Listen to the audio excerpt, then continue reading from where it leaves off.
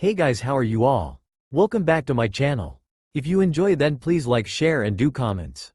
The final judgment was made as Naruto stared out with nothing but horror in his eyes as the judge declared him guilty of trying to murder that emo bastard Sasuke Uchiha. During the retrieval mission, when he had finally caught up with Sasuke at Valley of the End, Sasuke had made it clear that he didn't want to come back to Konoha and he would come back unless he was forced to. Naruto had no other choice but to fight him and beat the crap out of him in order to bring him back. It wasn't his fault that he was forced to use a Kyuubi enhanced Rasengan to make sure that Sasuke would remain still on their trip back to Konoha. As soon as he had entered the gates covered with blood that was his and Sasuke's, the Anbu had immediately come and taken Sasuke away while Sakura had yelled at him about how she had asked him to bring back Sasuke, not try to kill him. After she had screamed out how she hated him and never wanted to see him again and ran off after Sasuke, another pair of Anbu came and told him he was to appear before the council at once. He wasn't even allowed to go to the hospital for treatment first, not that they would have treated him anyways. Once he had gone up to the Hokage Tower and into the council chambers, he was immediately accused of attempted murder of a fellow Konoha shinobi, with said shinobi being the one we all love to hate, Sasuke Uchiha. He had seen the many looks of disgust and hate on almost each and every one of the council members' faces. He had tried to defend himself against the charges, however it was futile at best, especially with the amount of bias against him. Tsunade, who was also there, tried to defend him against the charges, but it was to no avail. The council had simply assumed too much power during the time it took for Tsunade to be convinced to come back and become the new Hokage. Every time she tried to point out something good about Naruto, the council would just come up with some outlandish tale to counter it.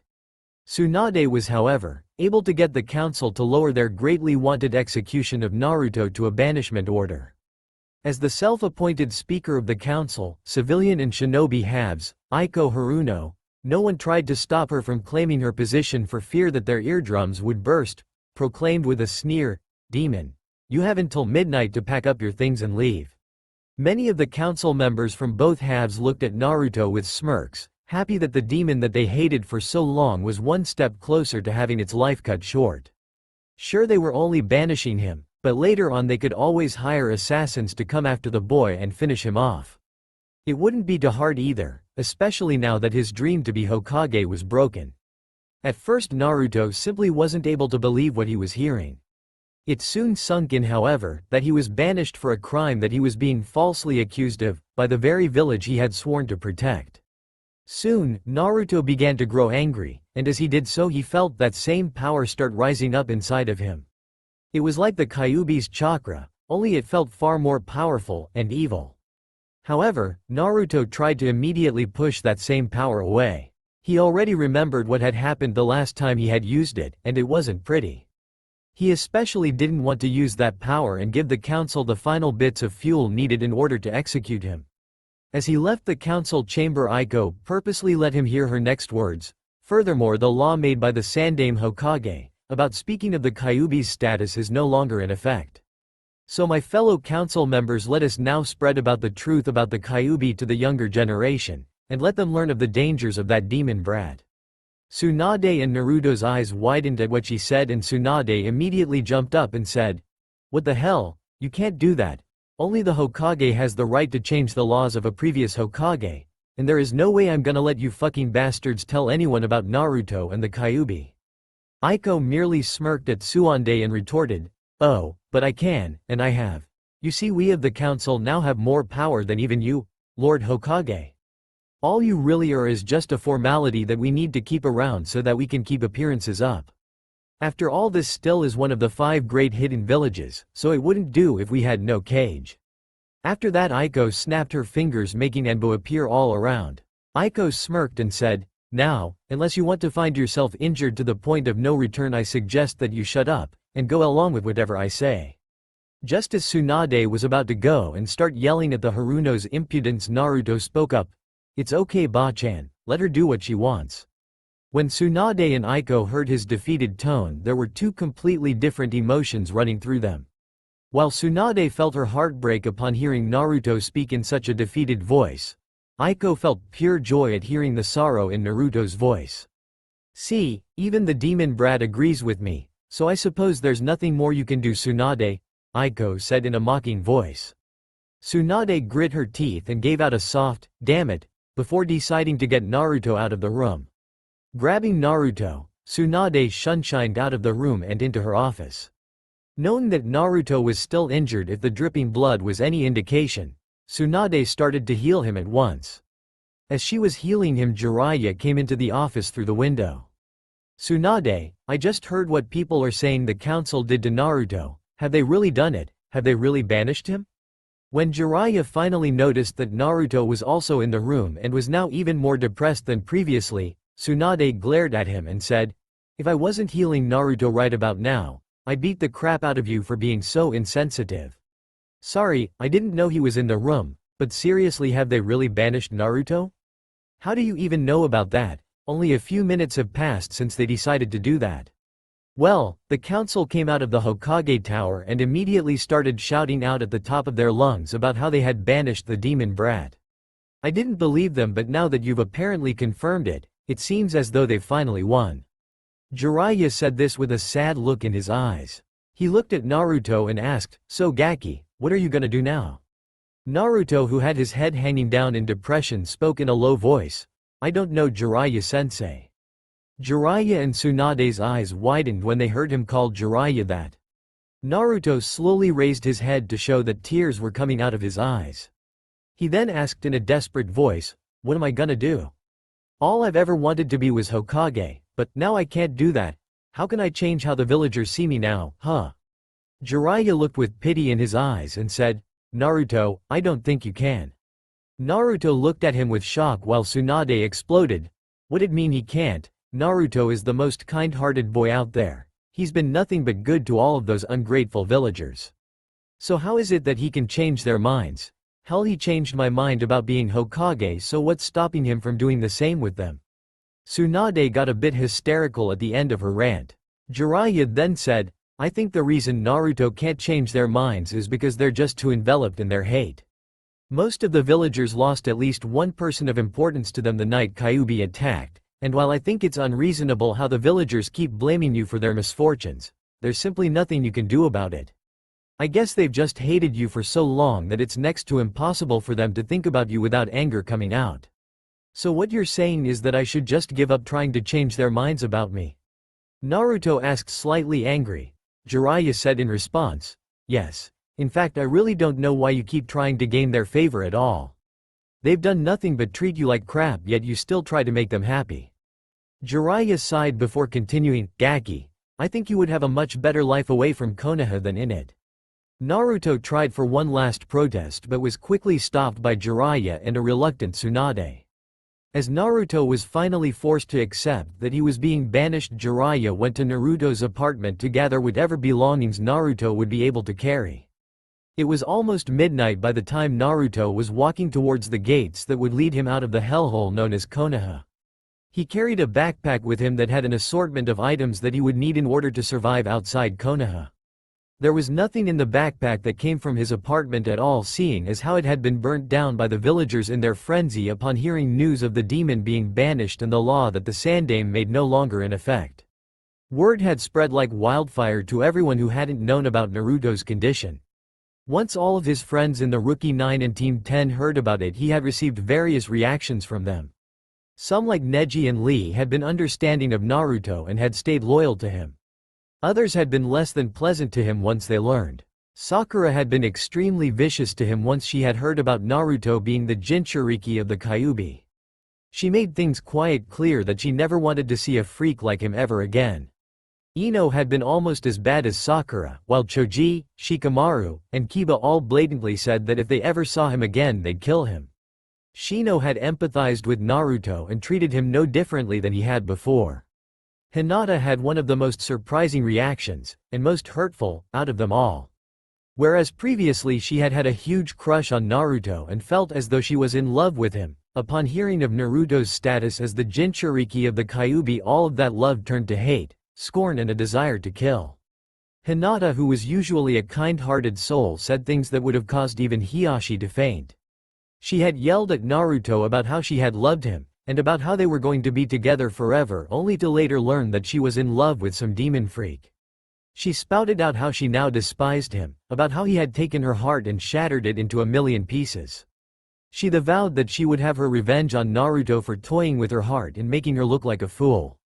Naruto had no earthly idea as to what the hell she was ranting on about, so he left unnoticed as Hinata was too concentrated on a new rant.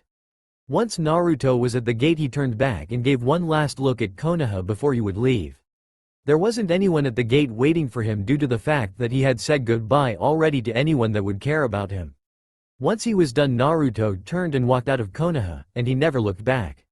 5 days later, Rude Anbu had been tailing Naruto ever since he had left the village. They had waited until he was far enough from the village before they were going to put their plan into action. That plan being the capture of one Uzumaki Naruto. As of now, the Anbu decided that Naruto was far enough from the village they wouldn't be caught by anyone from it. Shining in front of Naruto, one of the Rude Anbu spoke. Uzumaki Naruto, Danzo-sama has decreed that you will join us. We are to now bring you back to the village. Do not try to resist and everything will be much more pleasant. Naruto's eyes widened when he heard them speak. He had heard of Danzo from the old man, Sandame, and based on what he had heard, Danzo didn't sound like a person Naruto would want to be with. Also, when he heard the Anbu say that they were going back to the village, his anger rose up a bit. For the past 5 days he had really been able to enjoy himself now that he was away from the village. In fact, now he couldn't even see why he had wanted to protect that place so bad. He was starting to realize that his life really was nothing more than a living hell inside that village. And now these bastards wanted to take him back to that godforsaken place? No fucking way in hell were they gonna do that. As he turned around though, he saw that he was now surrounded by the Rude Anbu. Cursing under his breath, Naruto put his hand together in a familiar seal and called out, Kage Bunshin no Jutsu. Several clones appeared beside him and Naruto threw several smoke bombs down and enveloped himself and his clones in a smokescreen. Damn, the lead Rude Anbu thought as he saw several shadows jump out of the smoke cloud and go in different directions. Split up and find him, use whatever means necessary to bring him down, but don't kill him. Danzo-sama wants him alive. With that, the Anbu split up. As Naruto jumped through the treetops as fast as he could, he thought to himself, damn it, why can't they just leave me alone?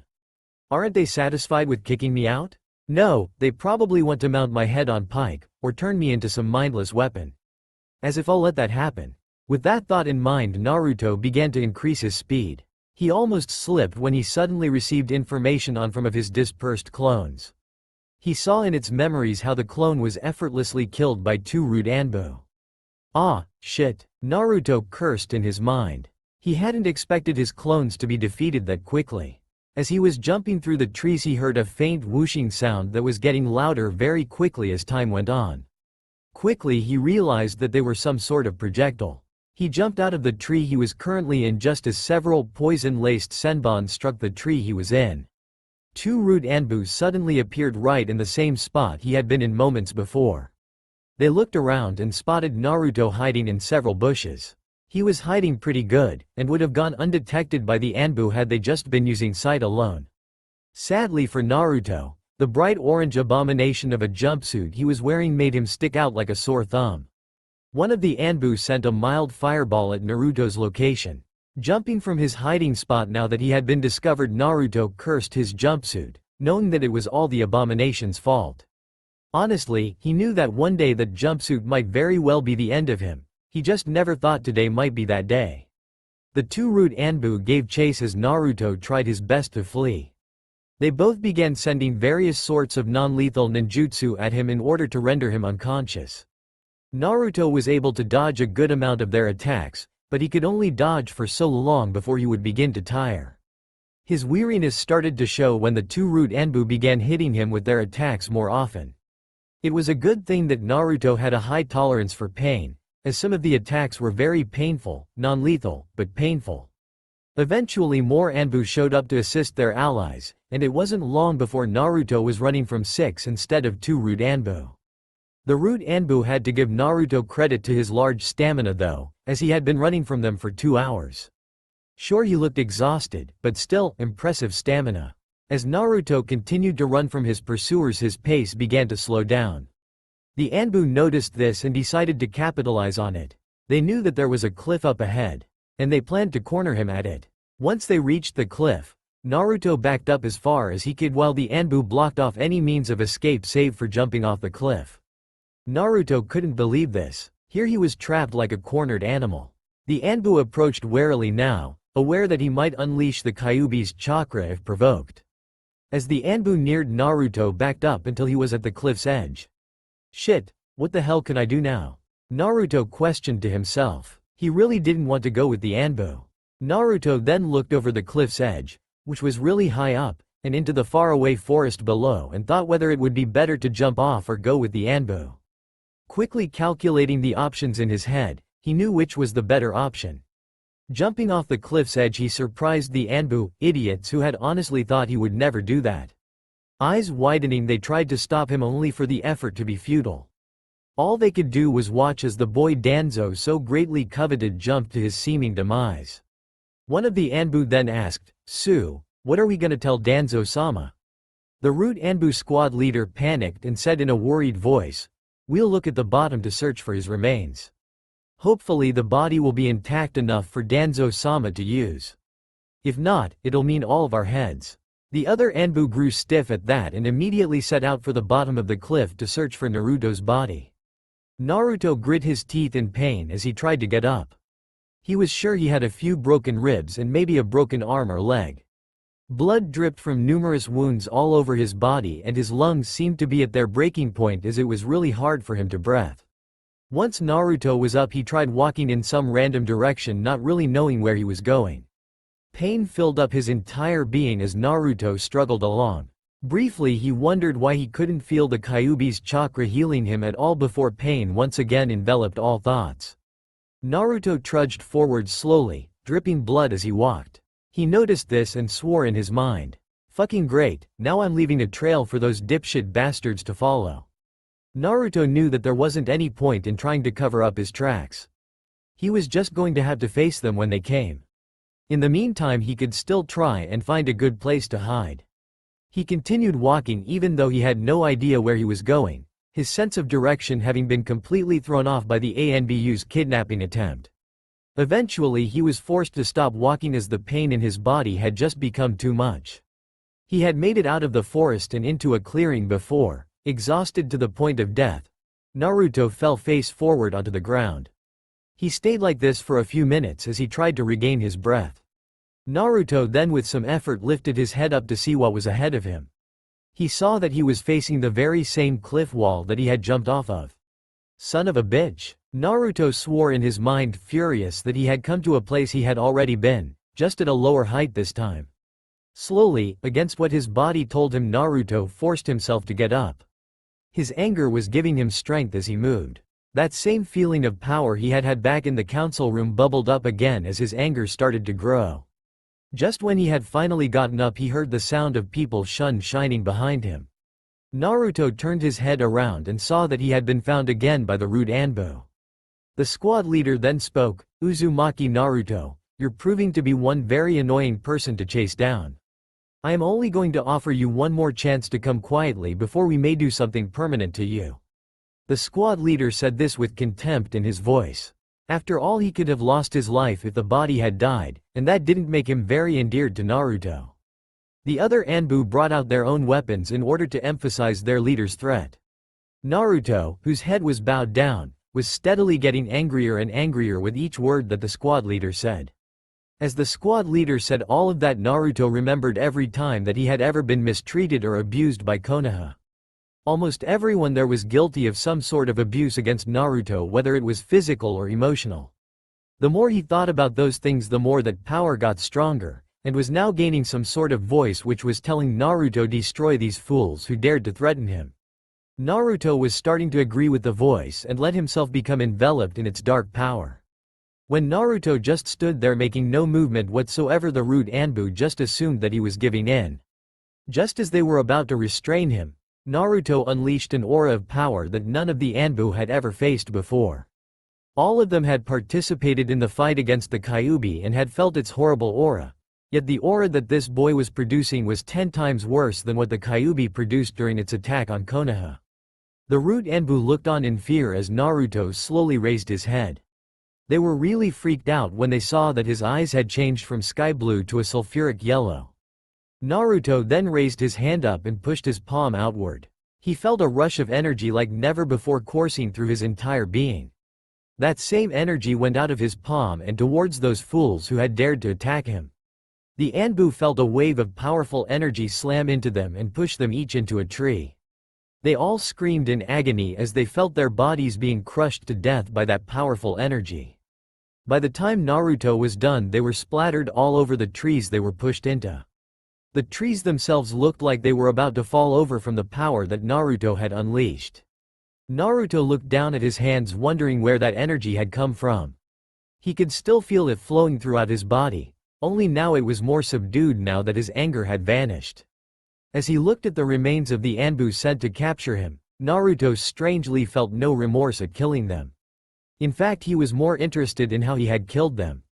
Naruto then heard a large noise behind him. Looking back to see what it was this time, he was surprised to see that a certain part of the cliff wall had sunk into the cliff and then stopped, and split into two halves which slid apart to reveal metallic hallways behind them. Naruto then saw a robot, one, if he was correct, coming out of the hallways, and walking towards him. The robot was colored a rusty orange with eyes that had a red sclera, and a yellow iris and pupils. When it reached him, the robot then spoke, joyous greeting. "Ah, young master, it is finally good to meet you after waiting for so long." Naruto could only stare in confusion at the robot. Picking up on his confusion, the robot spoke, explanation.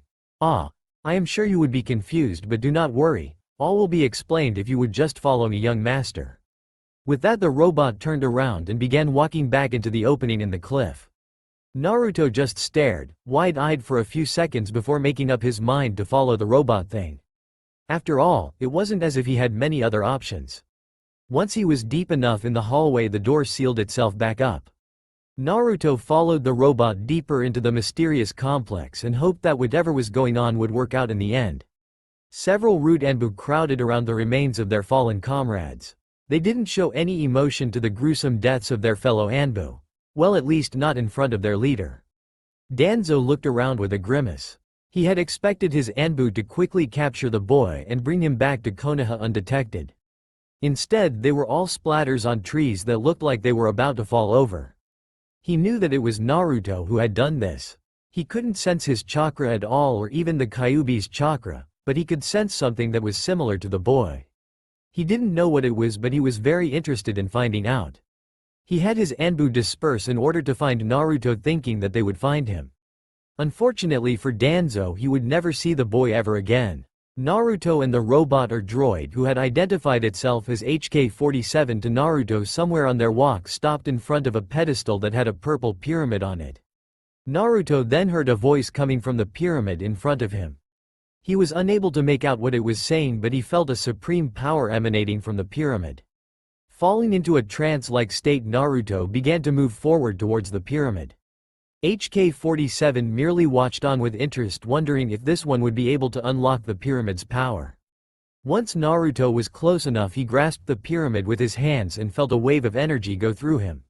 Suddenly an apparition appeared above the pyramid Naruto was holding. Jumping back in surprise, Naruto shouted out, "What the hell are you?" The apparition held its ears in pain and said, "Man, do you have to be so loud? I mean, really, was there any need for you to shout, him?" The apparition asked accusingly. HK complained, exasperated statement. "Oh, the shout that came out of your mouth nearly destroyed my sound wave processors. Please master, in the future do try to speak a bit quieter." Excited afterthought. Although I do see that becoming a useful weapon of torture in the future. Oh, I can just feel my behavior core lighting up at the prospect of using it on a meatbag. Naruto and the apparition sweat dropped at that. The apparition thinking about how HK always came up with new ways to torture people while Naruto was just plain freaked out. The apparition's appearance was that of a slightly tanned man who had black hair that started out smooth but grew messier as it went down and ended at the end of his neck. His eyes were a blue just like Naruto's, and his face was that of someone who was in their late 20s. As for the clothing, he was wearing black and red armored robes. All in all, he looked really handsome but also held an aura of power around himself.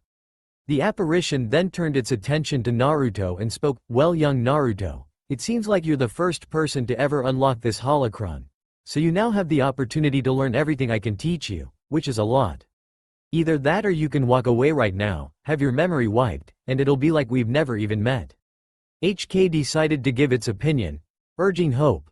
I would advise you take the offer for teaching young master. After all, it has been so long since I have had a live master, and I would hate to lose one who shows such promise. Naruto then asked, HK, why do you keep calling me master? I don't see why I would be your master. Answer.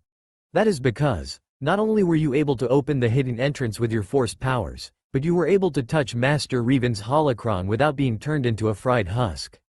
These alone are reasons enough to call you master, but should you decide to take Master Revan's training, then I will eventually be passed on to you.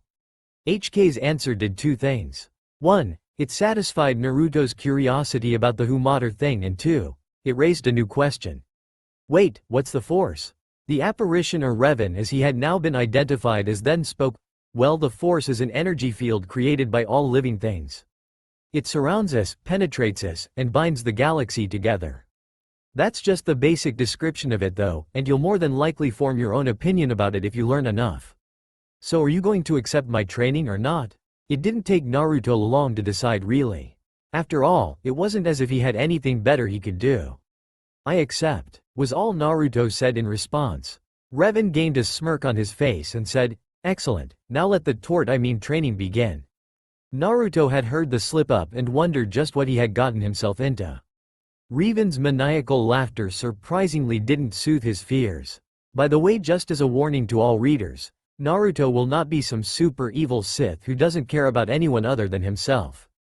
He will have more of a neutral allegiance to the Force, so he'll use both sides together quite often. As for him leading the Sith Empire, it won't be an evil one, but Naruto will still be regarded as a Dark Lord of the Sith because of how powerful he will become in the dark side. As for a current timeline reference to Star Wars, Naruto is 12 years old as of last chapter and Anakin is 6. Once Naruto had been healed of all the wounds he had received from fleeing the route Anbu, Revan went about to training Naruto at once. He taught Naruto everything he would need to know, from strategy and tactics to politics and government. Naruto learned about the multitudes of alien languages there were and even learned how to speak some. Basically, in order to summarize it, everything Naruto would need to know about the modern galaxy Revan taught him, including its past history. As for his combat training, or practically anything that had to do with the Force, well, that was hell. There was simply no other way to describe the training that he was put through.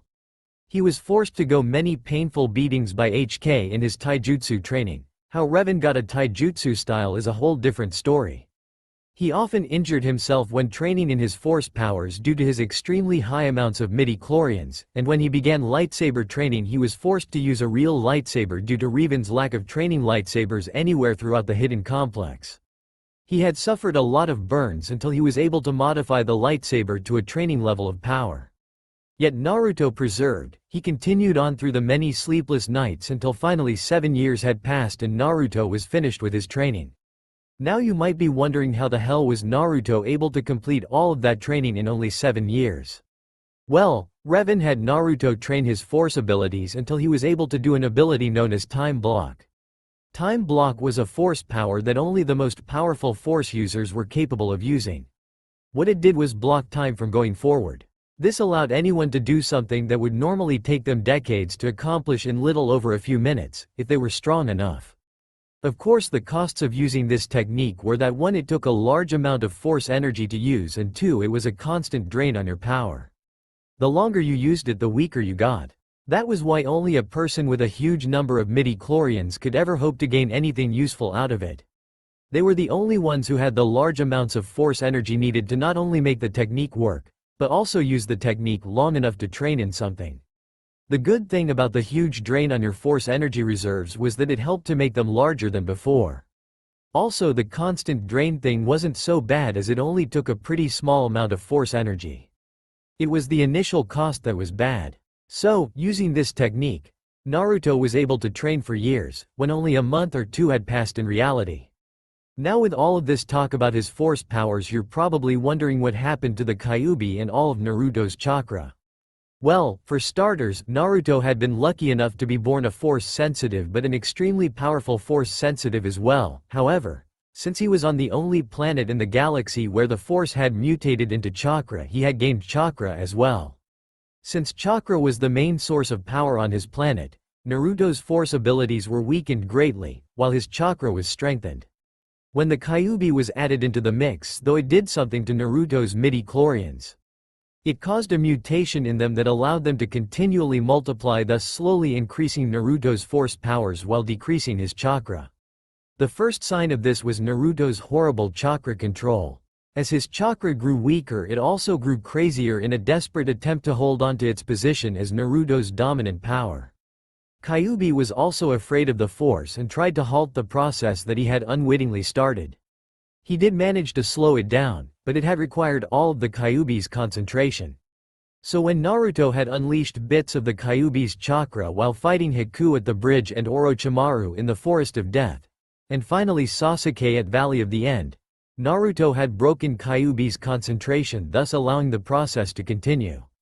Each time Kyuubi had had a break in its concentration, the midi-chlorians had gained ground that the Kyuubi couldn't afford to lose. So now the Kyuubi and Naruto's chakra were fighting a losing battle against Naruto's midi-chlorians that would only stop multiplying once that last vestiges of chakra and the Kyuubi were eliminated from Naruto's body. Revan had summarized that by that point Naruto would have close to 50,000 midi-chlorians per cell. So currently Naruto would continue growing in his power over the Force, as not all of his chakra had left him yet. His current midi-chlorian count was somewhere around 20,000. As for Revan, Naruto learned a lot about him as well, like how he had been a Dark Lord of the Sith at one time in his life, and how he had built HK-47 as well. Those were only a few examples to say the least. Now back to Naruto being done with his training. Naruto kneeled before the pedestal that contained his master's holocron. His appearance had changed over the years. Gone was all the baby fat from his face. He looked like an exact replica of his father Minato Namikaze. Yes, he knows about his father. I'll explain that in a different chapter. Now, only a bit younger, and with whisker marks on his checks. He had also gained an impressive physique that could easily gain the attention of many women. His muscles were developed evenly throughout his body, and they weren't the kind that were so large that you had to have taken steroids in order to get them. Instead, they were lean and fit, and made him look good. All in all, he could have any women with his looks alone. Naruto had also gained a scar over his left eye. This was due to his early lightsaber training. Naruto has also ditched that god-awful jumpsuit he was forced to wear and currently wore some Jedi apprentice robes. "Rise, my apprentice," Revan commanded, and Naruto complied. "You have done well these past 7 years, even though it seems to have been much longer than that." Naruto nodded his head in agreement at that. "I have now taught you everything I can possibly teach you, and you have absorbed everything like a sponge. I am happy to say that you were my greatest student of all time." Naruto stared at his master for a second before responding, "Master, I was your only student." Revan quickly said, "That's not the point. Anyways, I've decided to give you a graduation present, or presents would be the proper term." Naruto raised one of his eyebrows in curiosity. "Now I'm sure you're curious as to what your presents are. Well, as for your first one, do you remember a door on the 3rd level of the complex that you were unable to open because I had locked it away?" Naruto nodded his head. "Good, because I'm going to give you the code for that door." Once the code was given, Revan moved on to the second present. "Naruto, do you see a panel on the far right side of the room?" Revan pointed in the direction for added guidance. Naruto went over to the panel and on Revan's direction removed it. What he found on the inside surprised him. Apparently Revan's old armored robes and his mask from when he had been a Sith Lord had survived the test of time, if the fact that they seemed to be in perfect condition was anything to go by. "I'm giving you my old robes, Naruto. 1. Now before you get on my case complaining about how they're so freaking old by now, know that my robes were all made using Mandalorian iron. The armored parts are pure, and the cloth parts have it infused." Naruto smiled as Revan continued to go on about how great his robes are when he decided to interrupt him. "Master, I actually happen to like your old robes." This stopped Revan's rant, who asked, "Really?" "Yes, I thought that they made you look badass, so I was going to have my own set made, but now you just saved me the effort," Naruto said in a cheery voice. Revan smirked and said in agreement, "You're right, they do look badass. However, now that I've given you your gifts, I have one final task for you to do." Naruto listened as Revan told him to do the most unexpected thing that Naruto could think of. "What? You want me to destroy you?" Revan was really thankful that Naruto's voice had deepened over the years. Otherwise his ears might have burst, and he was only an apparition. "Yes, Naruto, I want you to destroy my holocron." Revan repeated himself. "But why, Master?" Naruto asked in a much more subdued and confused voice. Revan sighed and explained, "Well, Naruto, one reason is so that I can reunite with the rest of my spirit which has become one with the Force. The other is so that all of my knowledge doesn't fall into the wrong hands." Naruto could understand Revan's reasoning even though he wasn't too happy about doing it. Revan saw Naruto's discomfort and consoled him, "Naruto, it's okay, my time has long since passed. Trust me when I say you'll be doing me a favor." Naruto then steeled himself for what he was about to do. He placed his master's holocron on the pedestal where it had been originally located. He then distanced himself from the pedestal and began to gather Force energy into his hands. The bluish energy of the Force gathered in large amounts around Naruto's hands. He then began to form the energy into a condensed ball-like form which he prepared to unleash on the pedestal, too. Before he did this, Naruto said, "Thanks for everything you've taught me, Master. I'll never forget all that you've done for me."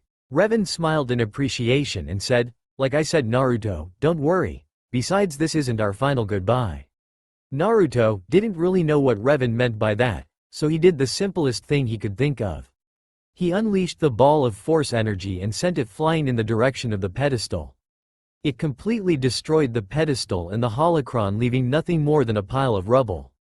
Naruto took a few moments to cope with the fact that he had now destroyed the last thing keeping his master tied to this world. Once he felt he had dwelled on it long enough, Naruto went over to where Revan's old robes were. Putting on Revan's robes, Naruto found that even though they were made with iron, the robe were actually very light. Mandalorian iron truly is a quality metal, Naruto thought. Another surprise for Naruto was that although the robes seemed to be long and unfit for battle, they actually allowed a large amount of free movement. Naruto was easily able to go through all of his taijutsu moves without being impaired by the robes at all, and the same held true for his lightsaber stances. Once Naruto was done testing out how well the robes worked, he put on the mask to complete the set. He then set out for the locked door on the 3rd level of the complex. Once he got there, he was greeted by HK-47, who had been recharging his battery. Statement: "Ah, greetings, Master." Analysis: "I assume that because you were standing in front of that door because you now know the security code." "Yes, HK, that would be correct." Excited response: "Oh, such wonderful news. I simply can't wait to get off this boring planet." Statement: "Do you know how long it has been since I've killed a meatbag?" Dejected answer: "Oh, it has simply been far too long." Urgency: "I would really suggest that you enter that code in and get to what's inside soon, Master." "Right," Naruto said in response, having gotten somewhat used to HK's love of killing things. Once he had entered in the code, the door opened to reveal a ship that was docked in a hangar bay.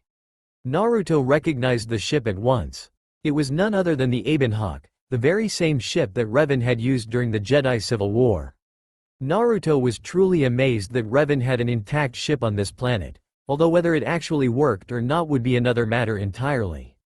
Statement: "Master, I do think we might want to get on the ship soon. After all, I am sure you are as eager to get off this planet as I am." HK said the last part with excitement in it. Naruto nodded in response and boarded the ship along with HK. Once inside, Naruto took his time to explore the ship for a bit, figuring out where everything was and all that. Once Naruto felt he had a good feel for the ship's layout, he went back to Complex to collect anything of value and brought it aboard the Aben Hawk. After he was done with that, Naruto went to the cockpit and sat in the pilot's chair while HK had gone into some other room. "Well, I've never flown a starship before, but now's as good a time as any to learn, I guess." Naruto spoke to himself. Revan had taught Naruto the basics for flying a starship like the Aben Hawk, but without being able to gain any real practice, Naruto was going to have to go on instinct. Or rather, he would have if it wasn't for the fact that he had found the autopilot. "Oh, thank the Force, there's an autopilot," Naruto thought in relief. Naruto then pressed a button that unlocked the hangar bay doors on the ceiling and made an opening that was large enough for the Aben Hawk to leave out of. As it rose out of the hangar, Naruto looked around and saw that the ceiling had been under the very same cliff top that he had fallen off of 7 years ago. Naruto, having already figured out his next destination, then hit the autopilot and allowed it to do the rest. With that, the Aben Hawk shot into space, completely shocking anyone who was lucky enough to see it. The Aben Hawk came out of hyperspace in front of the ancient Sith homeworld of Korriban.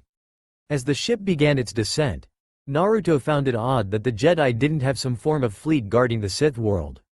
He was sure he would have had to maneuver around some form of defensive force. It was actually quite sad to Naruto. He saw this lack of careful watch over such an obvious sign of the Sith as a grave mistake in the Jedi. Of course, this was one mistake that he would capitalize on.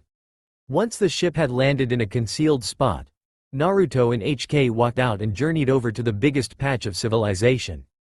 Naruto had decided to forego his master's robes in order to maintain an air of secrecy. After all, he didn't want to risk someone recognizing his master's robes and reporting it to someone who could make a big deal of things. So, Naruto just wore a regular tanned jumpsuit like some average smuggler or something. Naruto and HK entered a bar and began asking around for someone who knew the place well enough to guide them to wherever they would need to go. After they had found someone, they paid him and had him lead them to the Valley of the Dark Lords. Once they had reached there, Naruto knocked out their guide and used the Force to wipe his memory of having ever met them. HK, I'm going into the valley. You guard the entrance and make sure that anyone who comes in doesn't leave. Resolute declaration. Do not worry, Master. I'll make sure that not even a single meatbag makes it in. Excitement. I do hope there are some meatbags who try to make it in. I have been ever so longing to improve my sniping skill for quite some time. With that, HK went to go and find a good spot where he could snipe people to his heart's content, or whatever it is droids have that's compatible with a heart. Naruto entered the valley ready for whatever test the spirits of the Sith Lords would give him. Naruto entered the tombs of the Sith, not really knowing where the spirits of the ancient Sith were, and figuring their tombs would be as good a place as any to start with. He picked a good spot. Naruto was soon enough confronted with one of the Sith spirits that he so greatly wished to meet. Boy, why have you come to our resting place? If you are looking for some sort of artifact, then you might as well leave now. Anything worth your time was taken a long time ago. A spirit spoke to him. Naruto smirked and said, I did not come to this place to search for things that no longer reside here. Instead, I have come here to gain acknowledgement. Oh, and acknowledgement for what exactly? The spirit questioned, even though it probably already knew the answer. For becoming a Sith Lord, of course. Naruto answered as expected. The Sith spirit smirked at Naruto and said, Now why would I even need to acknowledge you as the Dark Lord of the Sith? In case you haven't noticed, there already is one. Naruto had already suspected as much, as Revan had told him that the current Sith Order had adopted a rule of 2. This had allowed them to hide much more effectively from the Jedi. Revan had managed to the info from a Sith Holocron of his that had been destroyed. Someone named Darth Bane had decided to make it so that there would only be 2 Sith Lords, a master and apprentice. While this was a good rule for keeping in the shadows, it really didn't suit Naruto, who wanted to be a Sith Lord as well. Well, why exactly should I be stopped from trying to become a new Dark Lord of the Sith? If I'm strong enough to pass your tests, then surely I would be worthy to become a Dark Lord, right?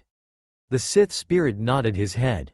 Anyone who faced the tests of the Sith spirits and passed was immediately considered a Dark Lord and was given the ancient Sith's full support.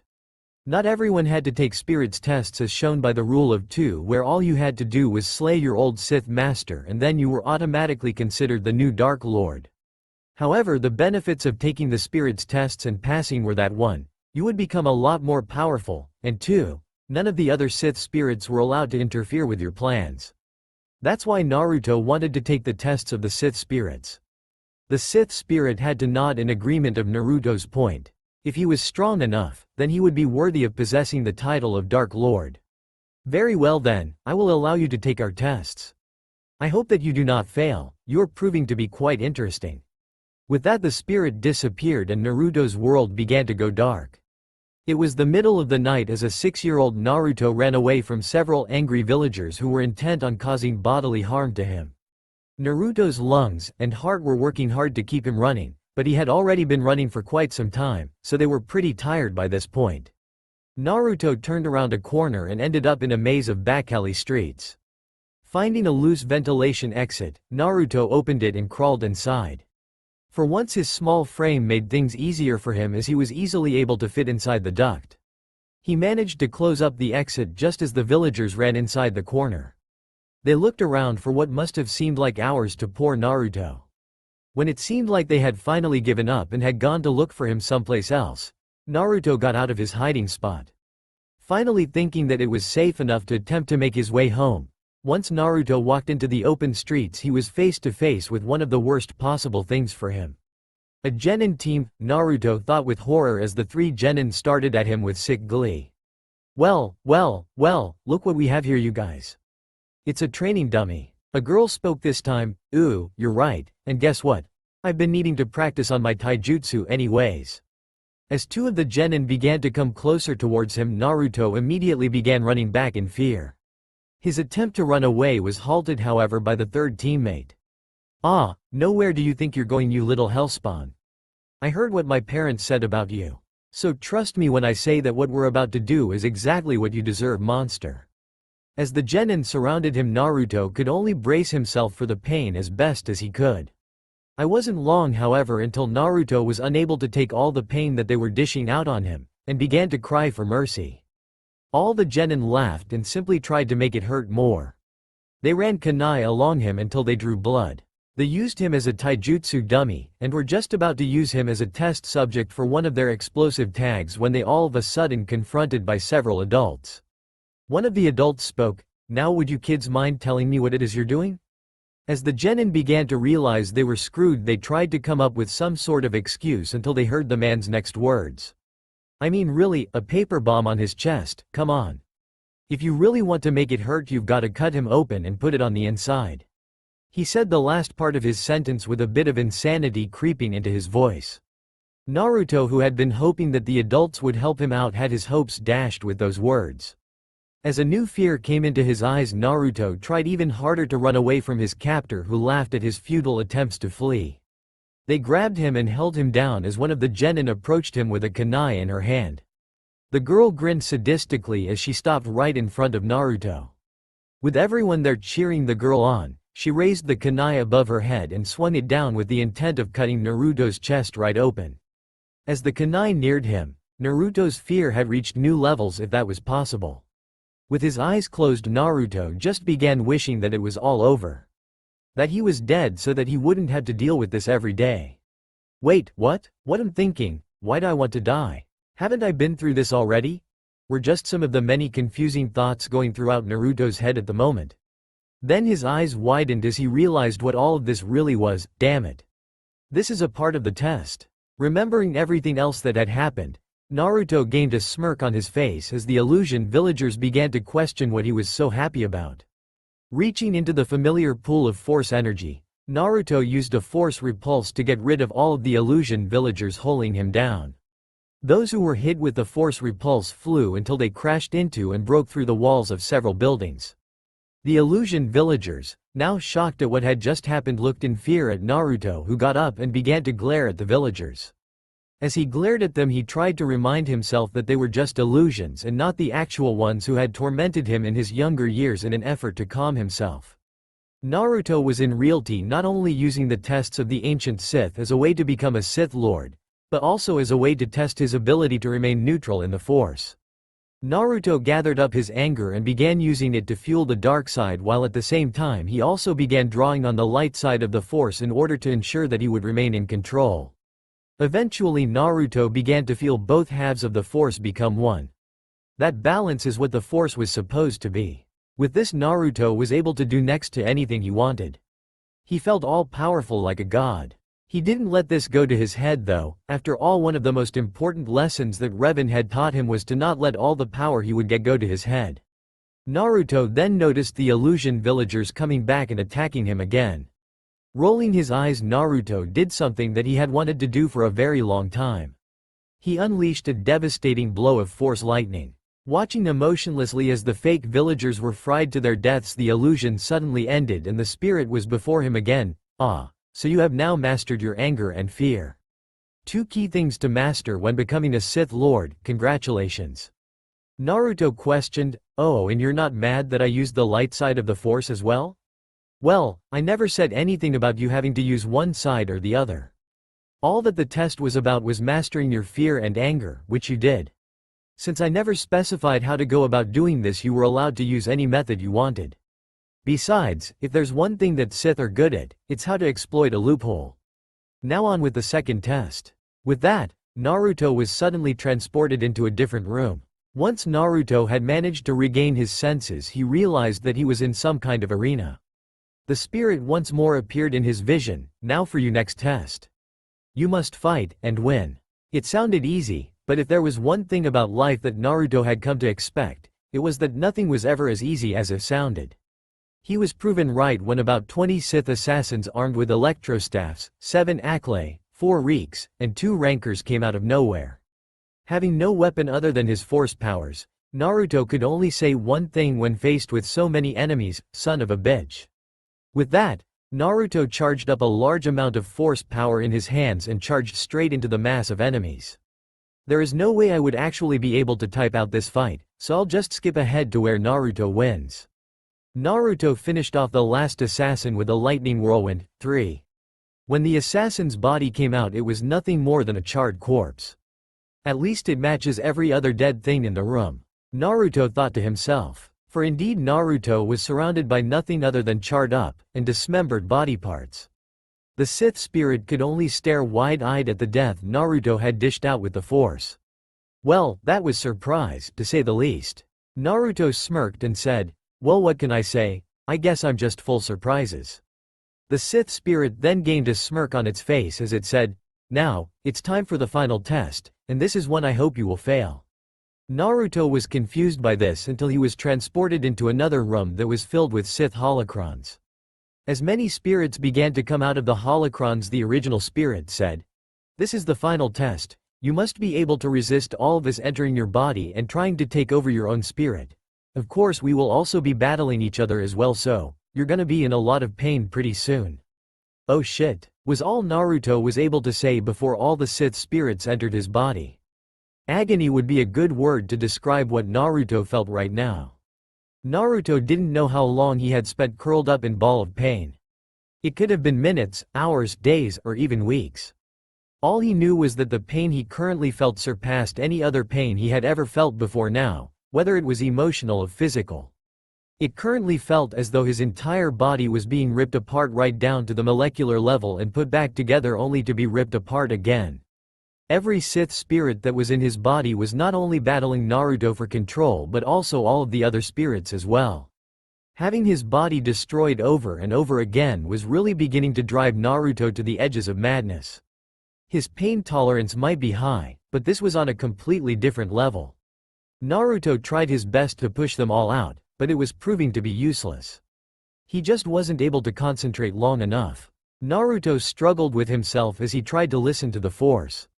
Even as the spirits waged a battle for possession of his body, Naruto was able to hear the faint calling of the Force.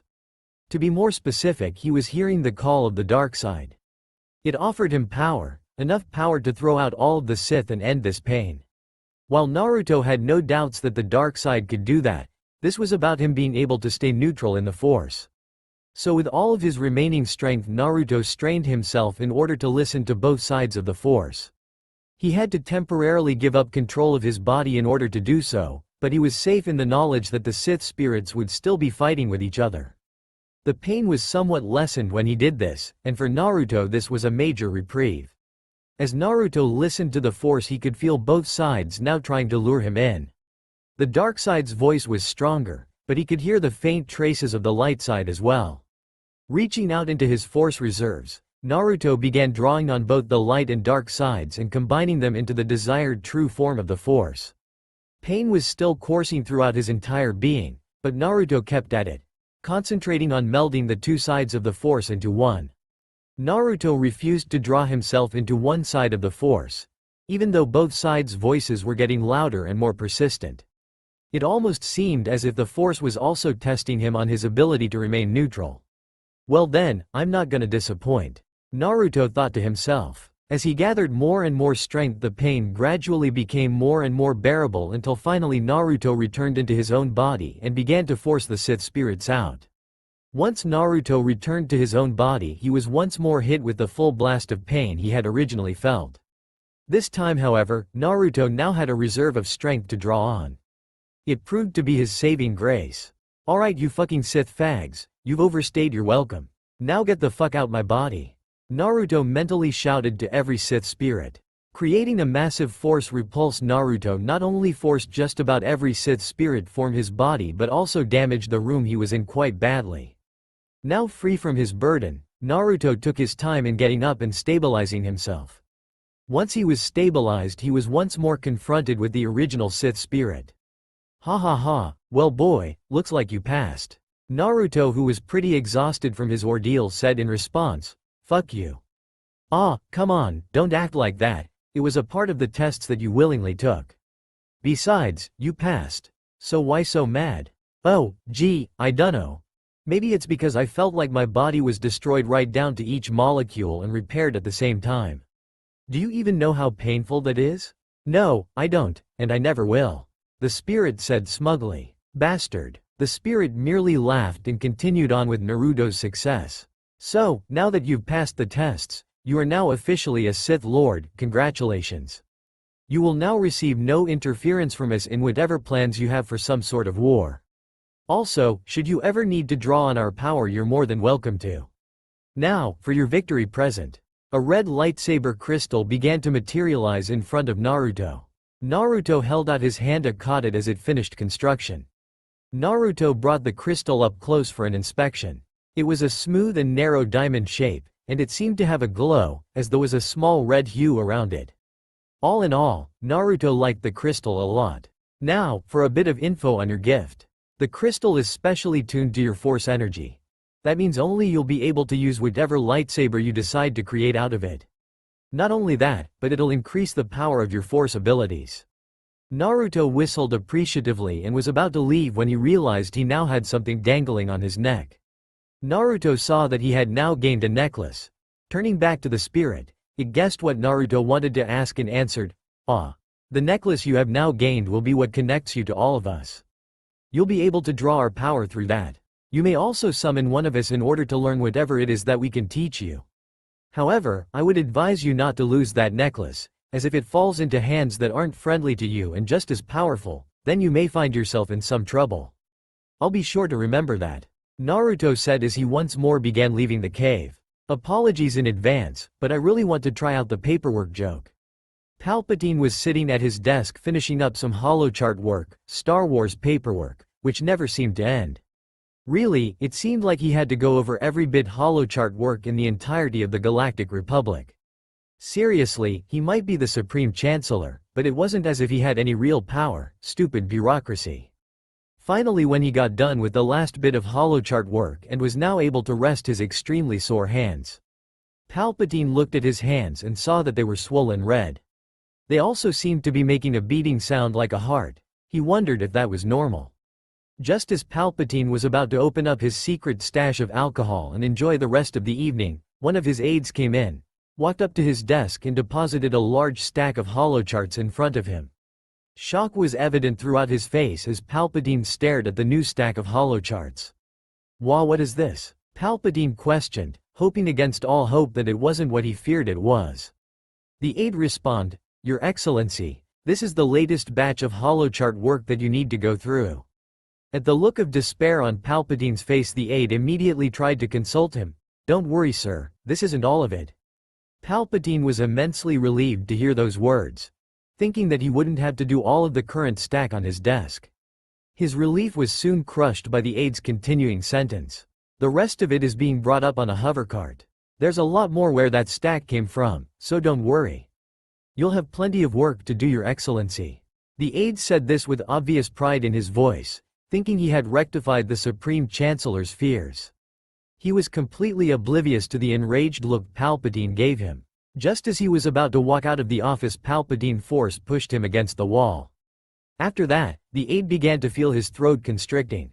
He made choking sounds as he clawed at his throat, trying in vain to open it up. In his last moments he saw Palpatine for what he truly was. As the Sith Lord tightened his fist, the aide felt his throat constrict further. Eyes bleeding a sulfuric yellow, Palpatine waved his hand, causing the aide's neck to be snapped, killing him instantly. Calling in his red guards to get rid of the body, Palpatine slumped back into his chair and thought about the colossal amount of holochart work he was going to have to do. He was about to have a huge mental breakdown when all of a sudden he felt a powerful pulse in the dark side of the Force. Eyes widening at this, Palpatine stopped what he was doing for a moment in order to ponder on this for a bit. Deciding he needed to visit his holocrons, Palpatine pressed a button on his desk that turned on an intercom to his secretary. "Valerie, I want you to cancel all of my calls and meetings.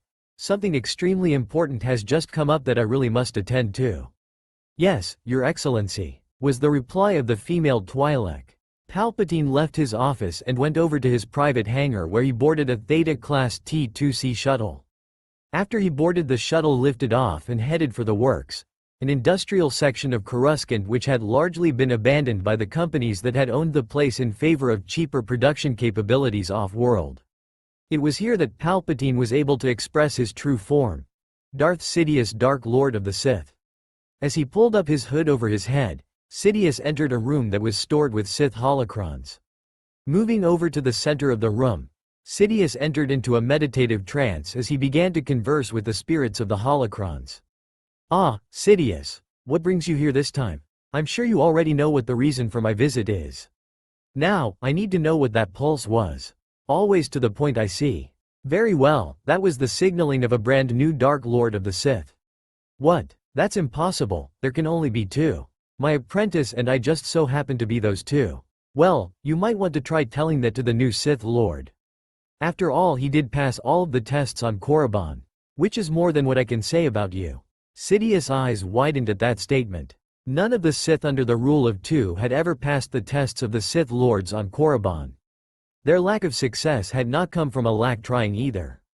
Well, great help they turned out to be. I swear, once I'm Emperor I won't have to put up with this kind of incompetence. Yeah, right. Sidious thought. Oh, come now, Sidious. A little competition between Sith Lords never hurt anyone. Again. Yeah, right, another Sith spirit said as it came out of a holocron. Besides, we're all quite interested to see how this new Sith will influence galactic events. So, I suppose you're just going to have to deal with it. As Sidious snapped out of his meditative trance and began walking back to his transport, he swore himself that he wouldn't lose this competition, no matter what. Right now though, he had to get back and finish his holochart work. Damn the stupid bureaucracy.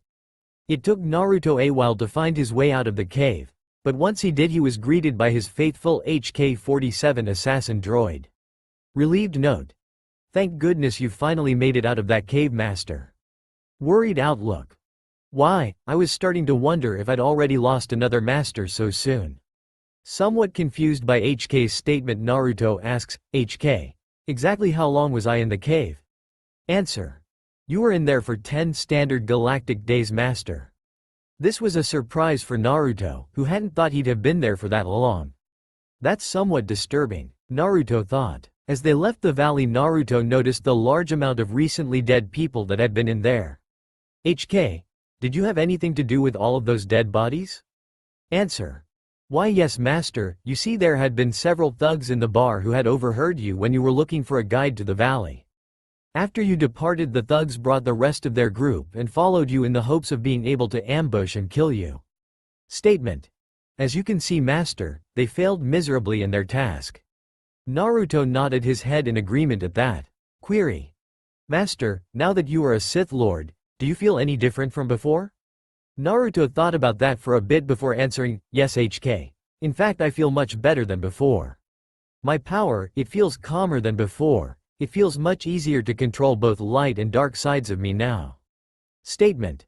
That is unusual. Generally, whenever someone becomes a Sith Lord, they feel much more powerful, but they are also far less in control of themselves, the dark side causing them to lose control of their emotions. I suppose that you're just better than everyone else. Naruto nodded his head in agreement to that. HK, I want you to go back to the Aben Hawk and get it started. I'm going into town pick up some supplies. HK nodded its head in confirmation and went back to the ship while Naruto went into town. Once there, Naruto went in search of a store that could sell the parts that he needed. He found everything he needed in a junk shop. As Naruto was walking throughout the small town, he saw just how poor the town was. Most of the people were wearing nothing but rags, and he could see a great many of them held their stomachs in pain from not eating much food. It didn't matter if they were human or an alien species, all of them suffered equally. It was this sort of thing that made Naruto mad. Their situation reminded Naruto of his own when he had been a kid. Nobody seemed to care about all of the suffering that the poor went through. This is what Naruto wanted to change. This is why he vowed to himself that he would build an empire where things like poverty and suffering were kept to a minimum. Oh sure, he was still going to be a dictator, but he'd cross that bridge when he got to it. Things like poverty and suffering Naruto knew he couldn't completely obliterate, no matter how hard he tried. Instead, what he wanted to do was help out as many people as he could. He figured that the best way to do that was if he was leader of the galaxy. Sure, he could have joined the Jedi, but then he'd have been bound by all of their crazy restrictions. To Naruto, the way Jedi ran things, if you so much as enjoyed life, you were gonna turn to dark side. So it would be much easier if he just built his own empire. As Naruto was thinking about all of this, he began to feel a presence in the Force. Intrigued by it, Naruto began to follow the presence as it got stronger. Eventually Naruto found the source of the presence, which turned out to be a small boy who was sitting in a corner with his head resting on his folded-up legs. The boy had silver hair and amber eyes. His skin was a little on the pale side and he looked like he was in the beginning stages on malnourishment. Also, he looked like he was 5 years old. His eyes showed that he had recently been crying, if the dried-up tear tracks on his face and the slight redness of his eyes was any indication. The boy also seemed to have a large force sensitivity. Easily large enough that had he been found by the Jedi, he would have been spirited away to the temple for training. The boy, however, seemed to not notice Naruto, who was now standing right in front of him. It looked like he was lost in his own world. Deciding to bring him out of it, Naruto spoke to, "Boy, tell me, what is it that you want?" Startled out of his pondering, the boy looked around for a few seconds before settling his gaze on Naruto.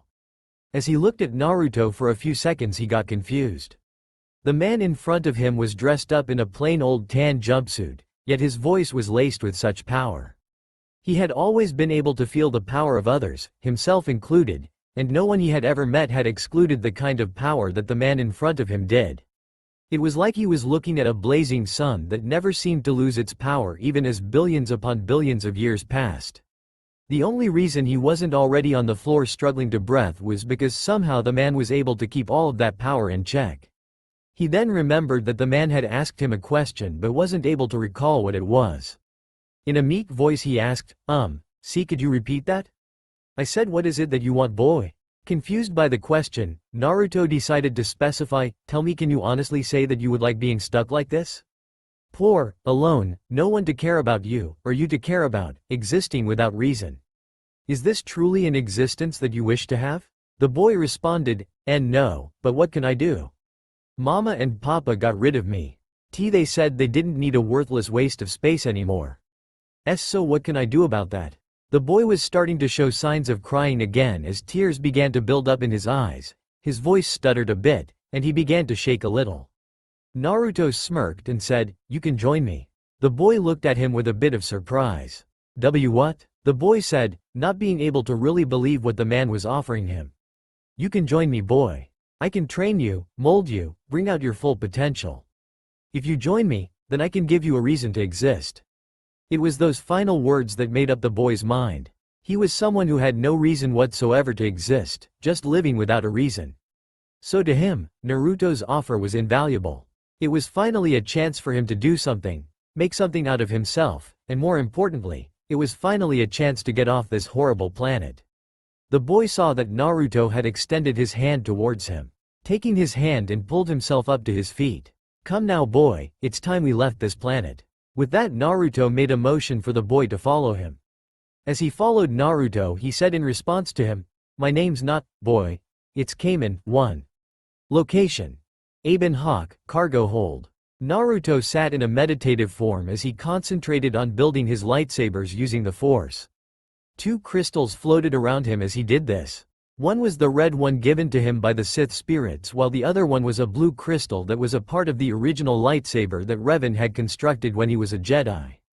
Naruto began to focus assembling the parts for his two lightsabers.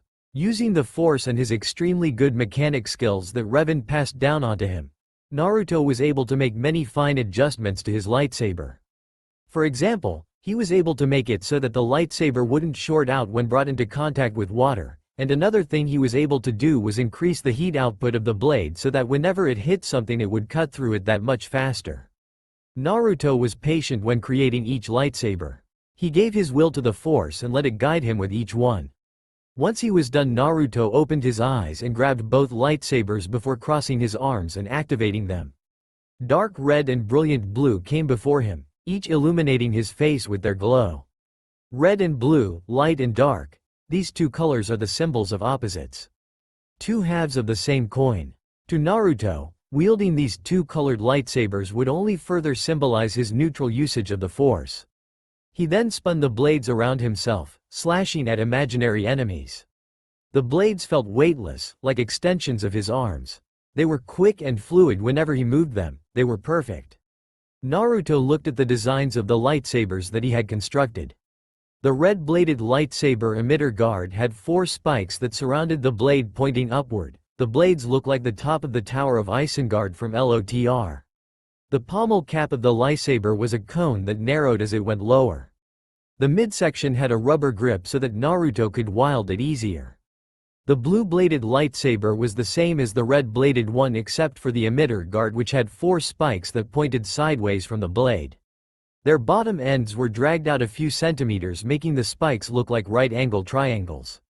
Both lightsaber handles were 18.5 centimeters in length, and the lightsaber style Naruto had chosen was a combination of Jarkai, Form 7, and Form V. Jarkai was a form that used 2 lightsabers, and when combined with the aggressive attacking power of Form 7 or Juyo, and the defensive, counter-offensive power of Form V or Shine, it allowed Naruto to either maximize his attacking power, his defensive power, or split his strength in between the two. He was only able to split his strength between them while wielding both lightsabers though. Naruto was also quite skilled at using a single lightsaber. Once Naruto was done admiring his lightsabers, he went over to the main hold where Kamen was eating several energy bars that Naruto had given him. They weren't the best tasting meal, but they carried all the nutrients that were necessary in a person's diet. HK-47 was also in the main hold and asked Naruto, query, "Master, I am curious to know why you've decided to take this pathetic meatbag with us?" Kamen glared at HK for saying that about him while Naruto merely chuckled at his question before answering, "Well HK. Let's just say that Kamen is like me and Revan." This stopped HK's doubts of Kamen from coming up again. Naruto headed towards the Navi computer and began searching through it for information of his master's journeys throughout the unknown regions. What he ended up finding was something so valuable that if the Republic were to ever find out about its existence, they'd pay him whatever amount of credits he asked for in order to obtain it. What he found were reliable hyperspace routes through the unknown regions. After launching several probe droids that had been liberated from Korriban in the directions that were guided by the Force, Naruto found what he was looking for. A space-faring civilization that dwelled in the unknown regions. Naruto was transmitted the coordinates of the planet that one of the probe droids landed on. He looked at the same coordinates in the Navi computer and found a hyperspace route that led to the planet from his current orbit over Korriban. Naruto then set a course for the planet which apparently Revan had decided to name Kuranda. Master. Where are we going?" Kamen asked shyly. Naruto smiled at Kamen and patted his head while answering his question, "Well my young apprentice, we're going to a place that will be the start of my new empire." "Oh," was Kamen's response to Naruto's answer. "It'll be a while before we'll reach our destination, so I guess now's as good a time as any to start your training," Naruto said. "Now, give me 40 push-ups maggot," Naruto suddenly said in a harsh voice. Kamen was surprised by the harshness in Naruto's voice but did the push-ups immediately. "From now on maggot, you're going to be in Sith training, which is just another way of saying hell," Naruto said. As Kamen did his push-ups he was able to glance at Naruto and saw that he had now changed into an cameo uniform and also carried a bullhorn with him. How did he change so fast? Was Kaiman's thought as he entered his hell. Kaiman was currently in the infirmary after Naruto had him do a lot of physical training for 4 hours. It had been mainly to build up some muscles on him. Naruto had honestly been surprised that Kaiman had been able to last as long as he did. It may not look like it, but that boy sure had some willpower. Naruto was back in the cockpit watching as the ship came out of hyperspace into the edges of the Kuranda system. Naruto had decided to enter so far away from the system in order to keep up his stealth. After all, he didn't know just how far the detecting abilities of these people were. Naruto turned off the autopilot, took control of the ship. He figured, if he was going to get any practice, might as well start now. He slowly brought the ship closer to the planet, all the while checking the scanners for any other ships that could be out there. Eventually his scanners picked up the readings of a fleet of warships that was in orbit above the targeted planet. Having the computer identify the ships, Naruto made an amusing discovery. Apparently the ships in orbit over Kuranda were relics from the Jedi Civil War. A fleet of Interdictor-class cruisers, Centurion-class battle cruisers, and Darifan-class battleships, too, were clustered around a specific area of the planet. Naruto assumed this to be the capital city. Taking a chance, Naruto guided the ship through the fleet of old, but still extremely deadly warships. Naruto then noticed he was receiving a transmission. Turning it on, he was greeted with the hologram of some random captain. "Foreign freighter, identify yourself." Naruto simply smiled and waved his hand, influencing the man's mind with the force. "You will let me pass. I will let you pass," the captain repeated in a daze. Soon enough the man began to repeat to the rest of the fleet that Naruto was allowed to pass. Not really understanding, and not really caring about one small ship, no one questioned why the captain's mind was so easily changed. With that, Naruto was allowed to pass through the fleet of ships unhindered. He received coordinates for a landing pad in a hangar bay that was located on the outskirts of the city. Descending into the atmosphere proved to be a difficult task for Naruto as he tried to improve his near non-existent piloting skills. In fact, he almost ended up burning up the ship in the atmosphere, or crashing into a completely different place on the planet. Once he had stabilized the ship, the rest of the ride went somewhat smoother. As the city became visible, Naruto was able to see that it was in a state of disrepair. The skyscrapers looked okay if a bit old. It was the many smaller buildings that were the main problem. They could vary from looking pretty good to being a virtual wasteland, and he was seeing this all from the sky. Once the Aben Hawk finally landed, Naruto got out of the ship and wobbled for a bit, shaken from his near-death experience of piloting. "I swear to God, I really hate flying," Naruto muttered to himself. HK-47 followed Naruto out of the ship and said, "Statement. So many meatbags in this city to kill. Oh, where to start?" As HK was about to continue, Naruto intervened. "HK, you won't be going into the city with me just yet. I need you to stay on the ship and watch over Kaiman." Dejected statement. "Oh master, now I've been reduced to a babysitter. The humiliation, the indignity, why the veer? Yes, I know. Now go and do as I say, or else you'll find yourself on a one-way trip to the scrap heap." Naruto interrupted. Excitement. Now that is the kind of motivation a droid needs in order to get the job done. "I return and watch over the meatbag." Naruto sighed at his droid's enthusiasm to his cruelty. Once he had managed to regain his balance, Naruto walked out of the hangar and headed over towards the entryway into the rest of the city. The entryway was guarded by a soldier that was wearing an armor Naruto recognized at once. It was the armor of a Sith trooper during the days of the Jedi Civil War. The silver armor of the soldier glinted in the sunlight as the Solider faced him and spoke. "Halt, since you're new here, I'm going to have to do an inspection of your ship, and get it recorded into our databanks. I'm also going to need to see some identification." The soldier's voice indicated that he was male. Naruto used a mind trick. "You don't need to see my identification, or inspect my ship. I don't need to see your identification, or inspect your ship." The Sith trooper repeated, now under Naruto's influence. "You will forget you ever saw me or my ship. I will forget that I ever saw you or your ship, whoever you are." The trooper said, already starting to forget. Naruto then walked past the guard and into the city. Naruto kept to the shadows as he traveled across the city, his shinobi skills finally coming into play. As he traveled hidden from everyone else, he noticed a large amount of people that seemed to be nothing more than beggars. A lot of the people on the streets were dressed up in rags or old and faded clothing.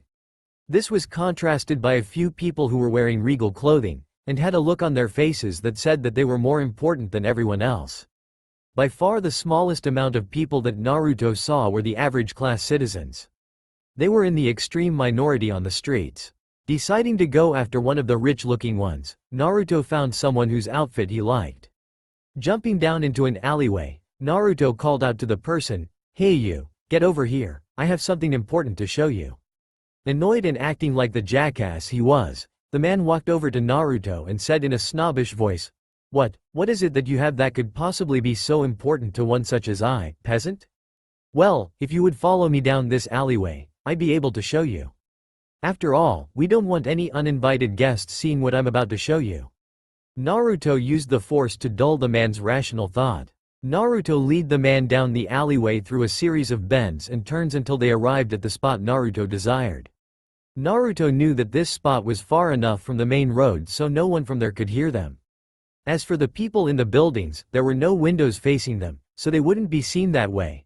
And just to make sure no one heard the noise, Naruto had put up several sound wave disruptors. Any sound waves that were produced when killed the man would be immediately disrupted and eventually deconstructed by the time anyone heard them. As they stopped, the man let his impatience take over and spat out, "All right. I followed you to Hideaway, so now I think it's you showed me what it is that's so important." Naruto simply smiled to the man and responded, "Why, it's your death of course." The man laughed at that, not able to believe such a ridiculous notion. He was about to go and scare Naruto with his own death threat when Naruto activated his red lightsaber. Eyed widening at the foreign weapon, the man pulled out a hidden blaster pistol and began firing. Not realizing what a lightsaber truly was, the man was surprised when Naruto used his lightsaber to deflect every single bolt that came at him harmlessly into the ground. Approaching the now whimpering man at a leisurely pace, Naruto continued smiling at the soon-to-be dead man and spoke in an eerily sweet voice. Now, don't be afraid, I promise that this won't hurt a bit." The man fell on his back in his attempt to get away from Naruto and was now backed into a corner. Naruto raised his lightsaber, the glow illuminating his face in a red light. The man tried for one last-ditch effort in saving himself. Please stop, I'll give you anything you want. I'm about to get powerful connections. You can have money, land, power, women, men." The last one was said a bit unsurely. With his eye twitching at the last one, Naruto swung down, decapitating the man. Picking up the head, Naruto used the force to examine the memories of the man. Examining and experiencing each memory Naruto deemed important, by the time Naruto was done, he had a large smile on his face. Apparently this man whose name was Xian was supposed to become the new royal advisor to the king of the Sith Holocron kingdom, and he was supposed to meet the king in a few hours. This was simply too good for Naruto. Throwing the head away, Naruto donned the man's clothing, which consisted of a white haori and hakama and a shoulder guard on his right shoulder that had a white cape coming out of it. He attached his lightsabers on the belt it came with. Naruto showed them openly because he knew that no one would actually know what the lightsabers were until it was too late. Now, how was he going to explain how he had suddenly changed his body structure to the king and everyone else? "I'll make it up as I go along," Naruto decided. Currently Naruto was at the library researching on the history of the Sith Holocron kingdom. He now knew partially what the kingdom was thanks to the memories he had gleaned from Xian, but the info wasn't enough for him. Most of the information was no good to Naruto anyway. Plus, Naruto was quite suspicious about the origins of the Sith Holocron kingdom and wished to confirm those suspicions. After reading the info on the early founding of the Sith Holocron kingdom, Naruto knew his suspicions were correct. The early founding talked about how the kingdom had once been an empire that had been ruled by powerful magicians, or Sith lords as Naruto had figured out, about 4,000 years ago. At first there had only been one magician that ruled, and they had had a large amount of lesser magicians following them. The empire had then gone on to conquer a large portion of the galaxy after having betrayed their former government. It never said what the former government was, but Naruto was able to guess. There had only been 2 magicians who had ruled as the sole leader before the empire had been defeated by the government they had betrayed. It said that the first leader was betrayed by his apprentice and that the apprentice became the new leader. After the defeat, they were ruled by a triumvirate of magicians that eventually betrayed each other and went down to 2 and were then defeated by some mysterious warrior, which was obviously a Jedi. After the triumvirate failed, the remnants of the Empire scattered to the far corners of the galaxy. One of the remnants was lucky enough to bypass the hyperspace disturbance line that separated the Republic from the unknown regions. 3. Those that were lucky enough to bypass the disturbance line did so at the northern half of the galaxy. Once they reached the unknown regions, the remnants had settled in and took over the lower northwestern half of the unknown regions. While Naruto wasn't sure why the history was so vague as to the more specific details, like the fact that the Republic existed, but thanks to his knowledge of up until Revan left for the unknown regions himself, Naruto was able to piece together everything and come up with an accurate history of the creation of the Sith Holocron kingdom. Also, another thing that Naruto found weird was the fact that all the planets that were under the rule of the Sith Holocron kingdom had the same names as the planets that Revan had mapped out in the northwestern part of the galaxy. It was scarily similar. In fact, the only thing that wasn't the same as Naruto's maps of the unknown regions were the markings of the places where the hyperspace disturbance line could be crossed. For one reason or another, those places weren't on the map. Naruto was curious about all of these mysteries that he was beginning to uncover, but decided to save those for later. Wondering if the Sith Holocrons had any knowledge on the Republic, Naruto went over to a computer and typed into the search engine, Galactic Republic. Waiting for a few seconds for the search results to come up. Once the results came up, Naruto raised an eyebrow in confusion. All he had gotten was an error message that said the information he was trying to search for either didn't exist or was forbidden knowledge. Interested as to what forbidden knowledge was supposed to be, Naruto typed in, forbidden knowledge.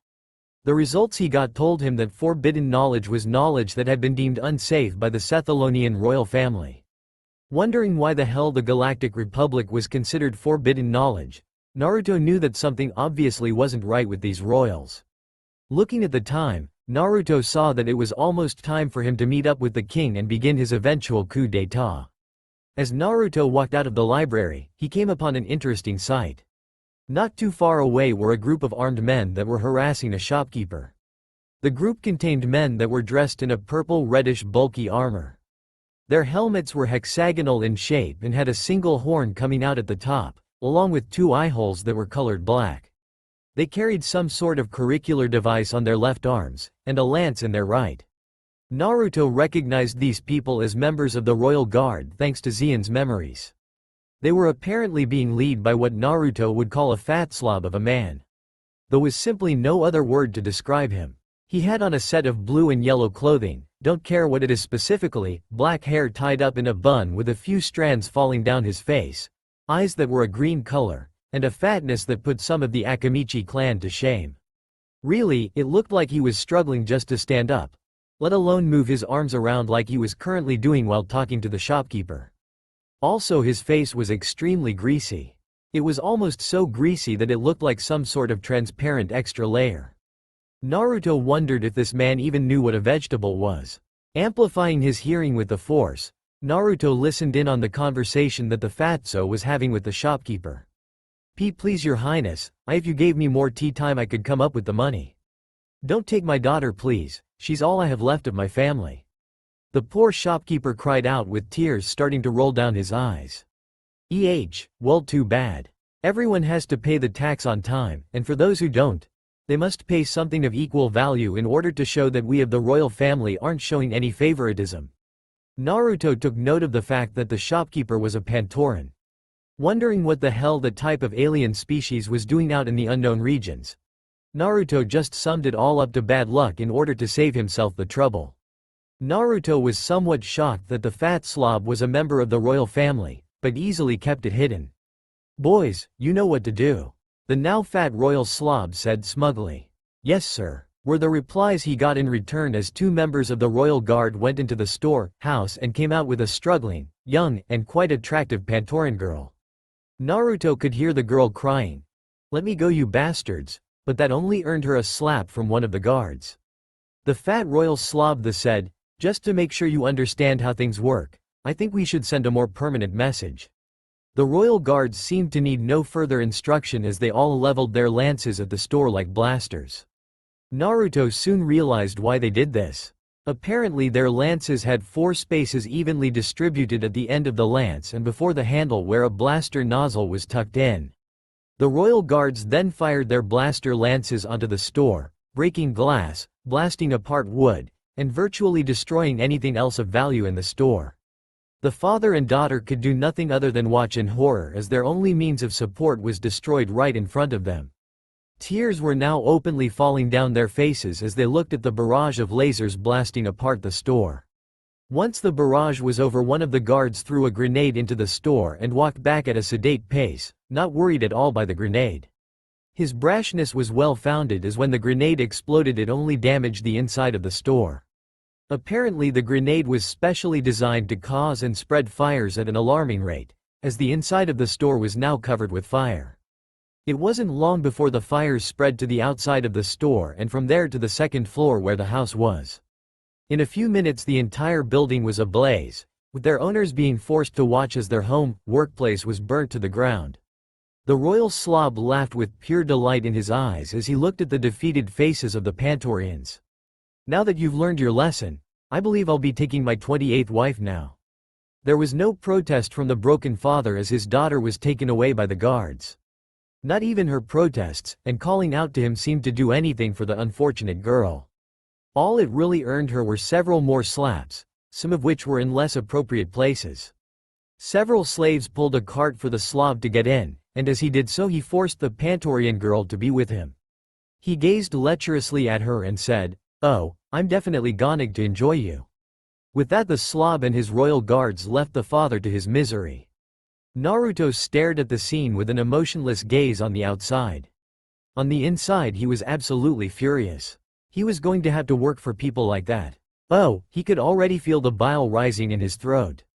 He swore that he would have them all killed, when the time was right of course.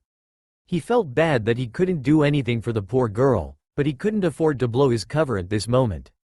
As the royal assholes were leaving, Naruto saw an interesting sight. Apparently a bunch of Sith troopers had also been watching the spectacle, and now that the royals were leaving they moved in to help the broken man. Naruto was able to feel the absolute loathing for the royals that the soldiers had. If Naruto had to guess, then judging by the fact that the royal guard had just destroyed the Pantorians' property with no remorse or apprehension, then that would mean that they had been doing this for quite some time. Also, given the deep hatred that the Sith troopers seemed to harbor for them, Naruto assumed that the royals and the regular military forces were at odds with each other, and taking in the fact that much of the city was in an obvious state of poverty, Naruto figured that a civil war was going to take place given enough time. However, now that he was here, he could use all of this to his own advantage.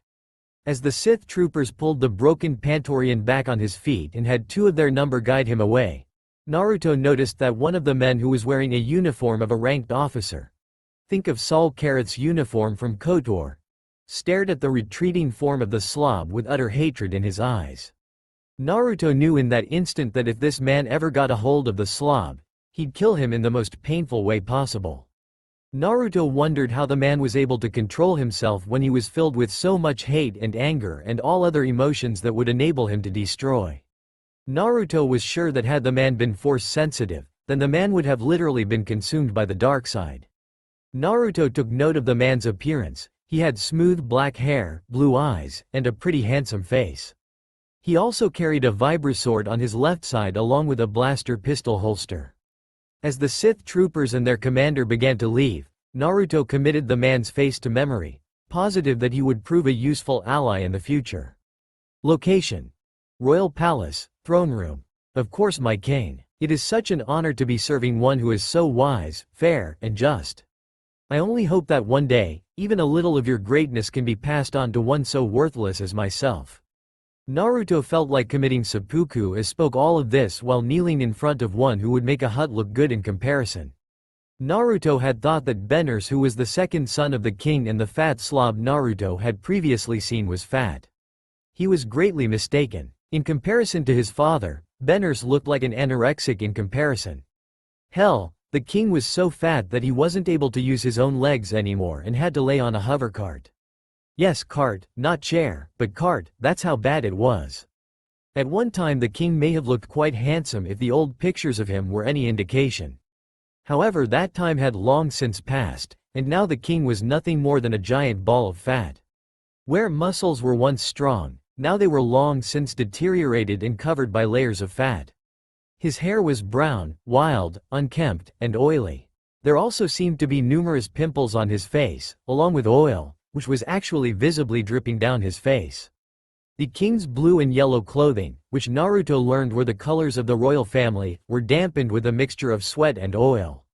Honesty, Naruto wondered how in the hell this guy was still alive. If his bad health hadn't killed him by now, then Naruto was sure that some else would have just to get rid of such an ungodly sight. How pant, very kind pant of you. What's pant your name? The king said while panting, showing just how bad his health was. Naruto smiled and said, why my name is Xian, Darth Xian. Naruto added the Sith title to his new name. What pant, a weird name, pant, Darth. The king contemplated the meaning of the name for a few seconds before his degraded mind began to hurt from overuse. Finally, one of the king's aides, in an attempt to move things along, said, and now, we are happy to end the initiation ceremony for our new royal advisor Darth Xian. Everyone else in the throne room, from nobles, military officials, and other members of the royal family, clapped as the ceremony ended, while members of the royal guard stood at attention. Naruto inwardly sighed in relief as everyone seemed to accept him as Xian. Naruto wasn't sure why they weren't suspicious of his new look, but he resolved to keep things that way. Later on he was to learn that the original Xian was himself a fake created by the people who were looking for a new royal advisor in the hopes of killing the king.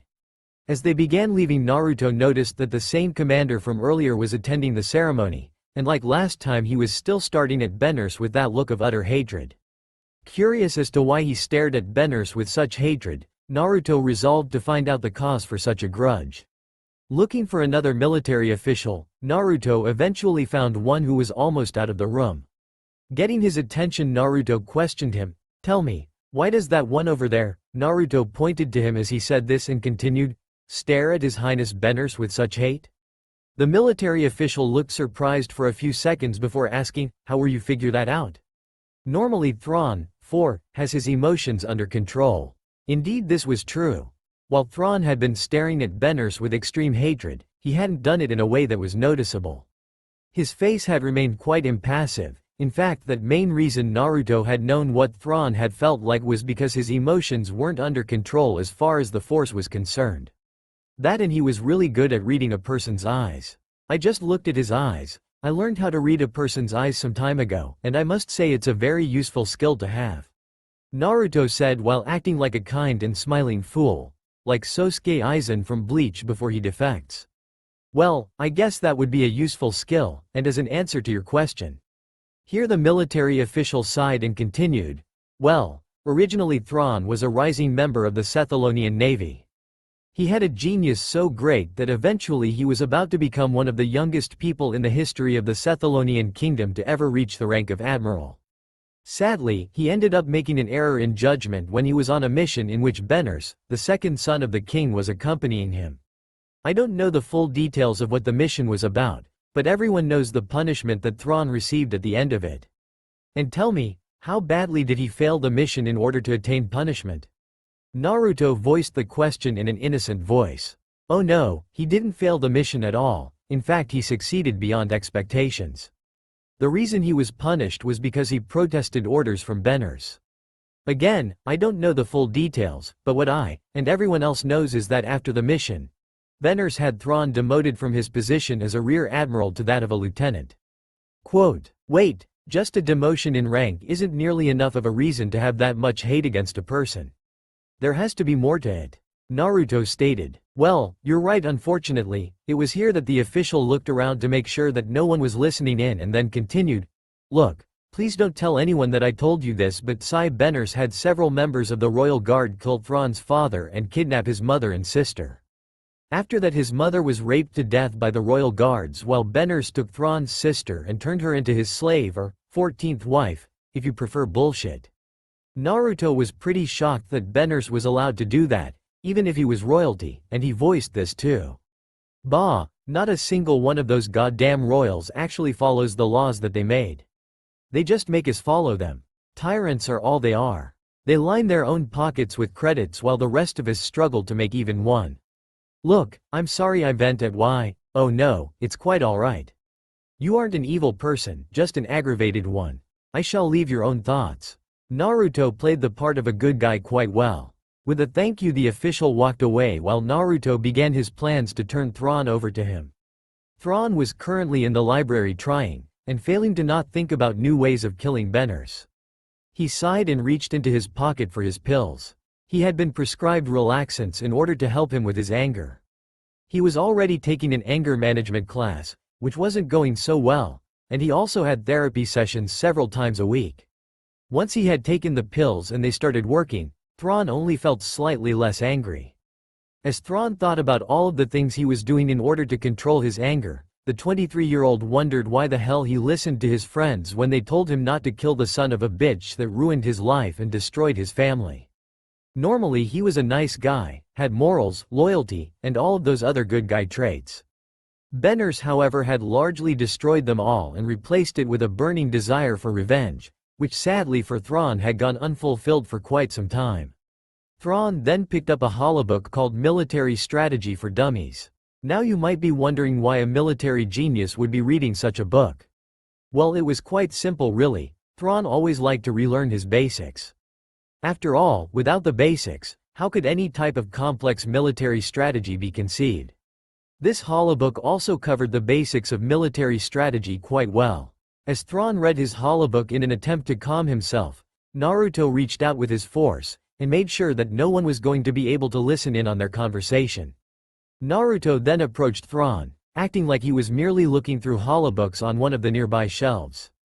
Finally feeling that he was within hearing distance, Naruto spoke, "Tell me, Thrawn, are you happy with your lot in life?" Startled, Thrawn looked around for the source of the voice. Landing his eyes on Naruto, he asked, "What?" Naruto put on his fake smile of kindness and compassion and said, "I asked you if you were happy with your lot in life." "What do you mean?" "Oh, I simply mean how you were once a rising star within the Sith Holocron Navy, and now you're nothing more than some poor sap who's lost everything," Naruto said with that same smile on his face. Thrawn was instantly enraged by the comment of this stranger. Had he ever suffered the pain of loss? Did he know how horrid it was to find the ones you loved either dead or some sort of slave? Thrawn sure as hell didn't know, but he was definitely going to make this guy feel some sort of pain. Thrawn got up from his chair and shoved Naruto into a holoshelf. "How dare you?" Thrawn said in a whisper so as not to risk drawing any attention to them. "Do you know what it's like? Has it ever happened to you? What in the blazes gives you the right to speak to me like that, like I was some type of scumbag, or trash that deserved everything he got? All I did was stand up for innocent people that were about to be killed by that heartless monster Benners, and what happens? I lose everything because of it." Thrawn then pulls a blaster pistol to Naruto's head. "I might not be able to kill Benners, but I can sure as hell kill you." Just as Thrawn was about to pull the trigger, Naruto spoke in a calm voice. "What if I could help you kill Benners, and there's no need to keep your voice down? I've made sure that no one can hear us." Thrawn at first didn't register what Naruto had said, but as his brain began to process Naruto's words, his face for the first time contorted into a furious visage and he once more slammed Naruto into the holoshelf. "Oh, and now you mock me.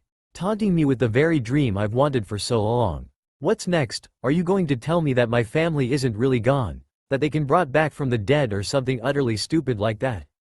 Thrawn didn't realize it, but he had already begun listening to Naruto, as he now no longer whispered. "No, but killing Benners isn't something that's impossible. It can happen if it's planned right. If you join me, then I can assure you that Benners will die in whatever manner you so wish." Naruto was now pushing at Thrawn's mind, weakening his will with the Force. "Join me and I can make sure that your family will be avenged." Thrawn wasn't an idiot. For some stranger, even though he now recognized him to be the new royal advisor, to just come up and start telling him that he could make his revenge possible was more than enough of a reason for Thrawn to call the paramedics and have said person thrown into an asylum. However, Thrawn was also an angry man whose mind thirsted for the sweet taste of revenge. So, two sides of him were battling it out. One was his common sense, which was telling him not to trust this Zeon 5. while the other was his revenge-driven sociopath which told him to just screw caution and join up with Xian. Thrawn's sociopath was slowly whining due to the fact that he was being empowered by Naruto. Now, I suppose I should tell you about myself in order to gain your trust. So you might want to sit down, as it will be a long story. Thrawn did so and Naruto began to tell him all about himself being a Sith, his plans of turning the Stallonian kingdom into an empire, and about the true origins of the kingdom. Needless to say, Thrawn was shocked at learning all of this info. If other people learned of the way the kingdom was founded, it would practically change the way the royals were viewed. They would change from tyrants to illegitimate rulers. Right now everyone viewed the royals as descendants of the magicians that had once ruled them. Not really sure though if he should believe Xian or Naruto as he had been told was his true name, Thrawn asked for some proof. Why certainly Thrawn, I won't be able to show you my full power here, but the tin demonstration should suffice. Using the force Naruto levitated several holobooks and crushed them into tiny scraps of metal while they were in midair. As tiny sparks flew out of the destroyed electronics, Thrawn looked on with interest. While it was possible that he could have been tricked, Thrawn knew the possibilities weren't too high. You said you wanted me to join you, we'll join you in what exactly? Naruto smirked. Why in toppling the Sith kingdom and transforming it into my empire, of course. I told you already that that was my main reason for being here. Very well then, I'll join you, but only if I can get my revenge on Benners. But of course Thrawn, after all nothing is free in this galaxy of ours. Let's shake on it. With that, Naruto held out his hand and Thrawn took it. Their handshake sealed the fate of the Sith kingdom. But father, please, I'm begging you, let me take an army and crush the free kingdoms. They stand no chance against our might and we can only benefit from taking them over. First Prince Scythen pleaded with the king. No, I have Pant already told Pant you that we Pant want attack the free Pant kingdoms. The king responded, getting an angry glare from his son as he said so. Now Pant, away with you Pant, I have other matters Pant to deal with. The king said with an air of finality in his voice. As Scythen was about to come up with an angry retort, the head of the royal guard, a tough-looking man with white hair who had a few scars on his face and was dressed in a purplish-red armor that had shoulder guards and a purple cape and was also armed with a vibrasword that was attached to the left of his waist and a blaster pistol that was on the right, came forward and spoke. That's enough out of you, Scythen. The king has given his orders and you will follow them. The head of the royal guard said the last part in a threatening voice and Scythen immediately turned a glare on him and said, "Watch who you talk to, you worthless servant. I don't believe I ever spoke to you, so shut up before I kill you myself," he yelled. The royal guard members who were in the room as well had reached for their weapons but were confused as to what to do. Their confusion was cleared when the king said, "Leave, now Pant Scythen," he said with a slight hint of anger. Scythen gave one last glare to the king and the head of the royal guard, whose name was Waylon, before he stormed out of the room with his own personal royal guard. Naruto watched on amused at the events which had just taken place. He had now been serving the king for a few weeks and had built up some trust with him. He was able to see a good amount of the royal family, and personally he felt as though they should all burn in hell. But then again, that was just his opinion. As for Scythen, he found out that Scythen was an extreme military supremacist. The way he went about doing things and the fact that he wanted to increase the power of the Sith military proved that much. The way he did politics was pretty simple: if you were with him you lived, and if you were against him he ordered your execution. As for the actual military, he commanded that with an iron fist and tolerated nothing less than absolute obedience from them. The major reason why the military truly put up with his actions was that he had poured as much money as possible into the military, and was probably the only reason why there still was a military, as the royals had been trying to make large cuts in the military in order to gain more money for themselves. Scythen had even tried to use money from the royal vaults, which from what Naruto had gathered contained vast sums of money and other valuables. He had been immediately stopped by his father, who was very much against his militant ways. The current animosity between Scythen and the king was because of their opposing ideals. As heir to the throne, Scythen's fighting with his father only made things more difficult for everyone else, as no one knew who to support. Although, most of the populace would be pretty happy if they just killed each other off. The nobility on the other hand was quite divided over who to support. Most were supporting Scythen, if only because he looked far more healthy than his father did. Indeed, for starters he was physically fit, and he was actually pretty handsome as well. His hair was purple and it went down to his neck while some of it covered his left eye. His eyes were an ice blue and he wore a black armor and had a vibrasword attached to his waist. Those who supported the king, however, were some of the most powerful of the nobility, and this was a major reason why Scythen hadn't already just gone in and disposed of his father already. Anyways, as Scythen stormed out of the throne room, Naruto merely smiled at their fight and watched as Scythen was confronted by his little sister Bethany. Bethany was the third child of the king, and that made her the third princess. She was probably the only one of the royals who had any shred of decency in them. Naruto, for the life of him, couldn't even begin to fathom how she had managed to remain sweet and kind in the face of all the corruption that surrounded her everyday life. But it was true, she was one of the nicest people on the planet and she had a genuinely good heart. She had tried to help the ailing people of the planet, but the public mass wasn't exactly happy with the royals and she was unable to do much for them anyways. This meant that no matter how nice she was, the public could care less about her, and since she caused no fear amongst the nobility, she had no real power. The only reason why she wasn't dead was because she was so nice that they either liked her too much or pretty much ignored her. Big brother, I really wish you wouldn't fight with father like that. I'm worried that one day father might really get mad at you. You could be in big trouble then, Bethany said with nothing but the innocence of a child. Scythen rolled his eyes and said, "Oh, would you shut up, you petulant child? Screw what father thinks, I'll do things however I want." Bethany flinched at Scythen's rebuke, and her personal knight, a teen around her age who was called Thrace, became furious and yelled out, "Hey, don't you dare talk to her like that." This only caused Scythen to focus on Thrace, whom he grabbed by the scruff of his neck and lifted off the floor. "You dare talk to me like that, you worthless pile of shit. Make no mistake that you are completely worthless to me, and if you weren't my sister's guard I'd kill you myself." Scythen then took a few deep breaths before he spoke in a quieter tone. "You had better watch who you talk to, because next time they might not be so forgiving." With that final warning, Scythen walked away from them while Naruto shook his head at how easily the man was riled up. He knew, however, that he would at least need Scythen's trust, if only until he could find the right opportunity to kill him. Approaching Scythen, who was now in a secluded hallway, Naruto began to speak.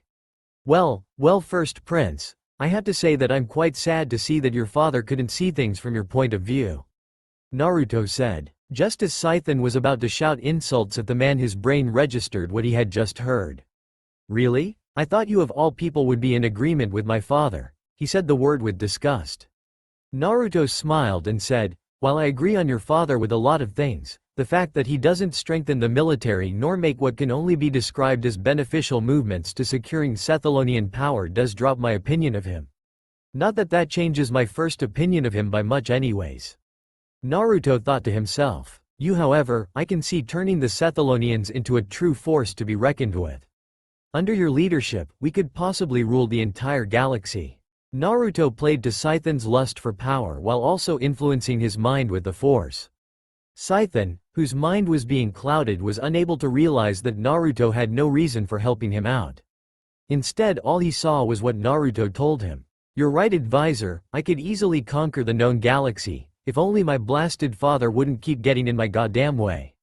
Scythen spoke. "Well, I think I can help with that problem," Naruto replied. "What do you mean?" Scythen said. "Well, as the king's advisor, I should be able to pull some strings that could get you your invasion fleets.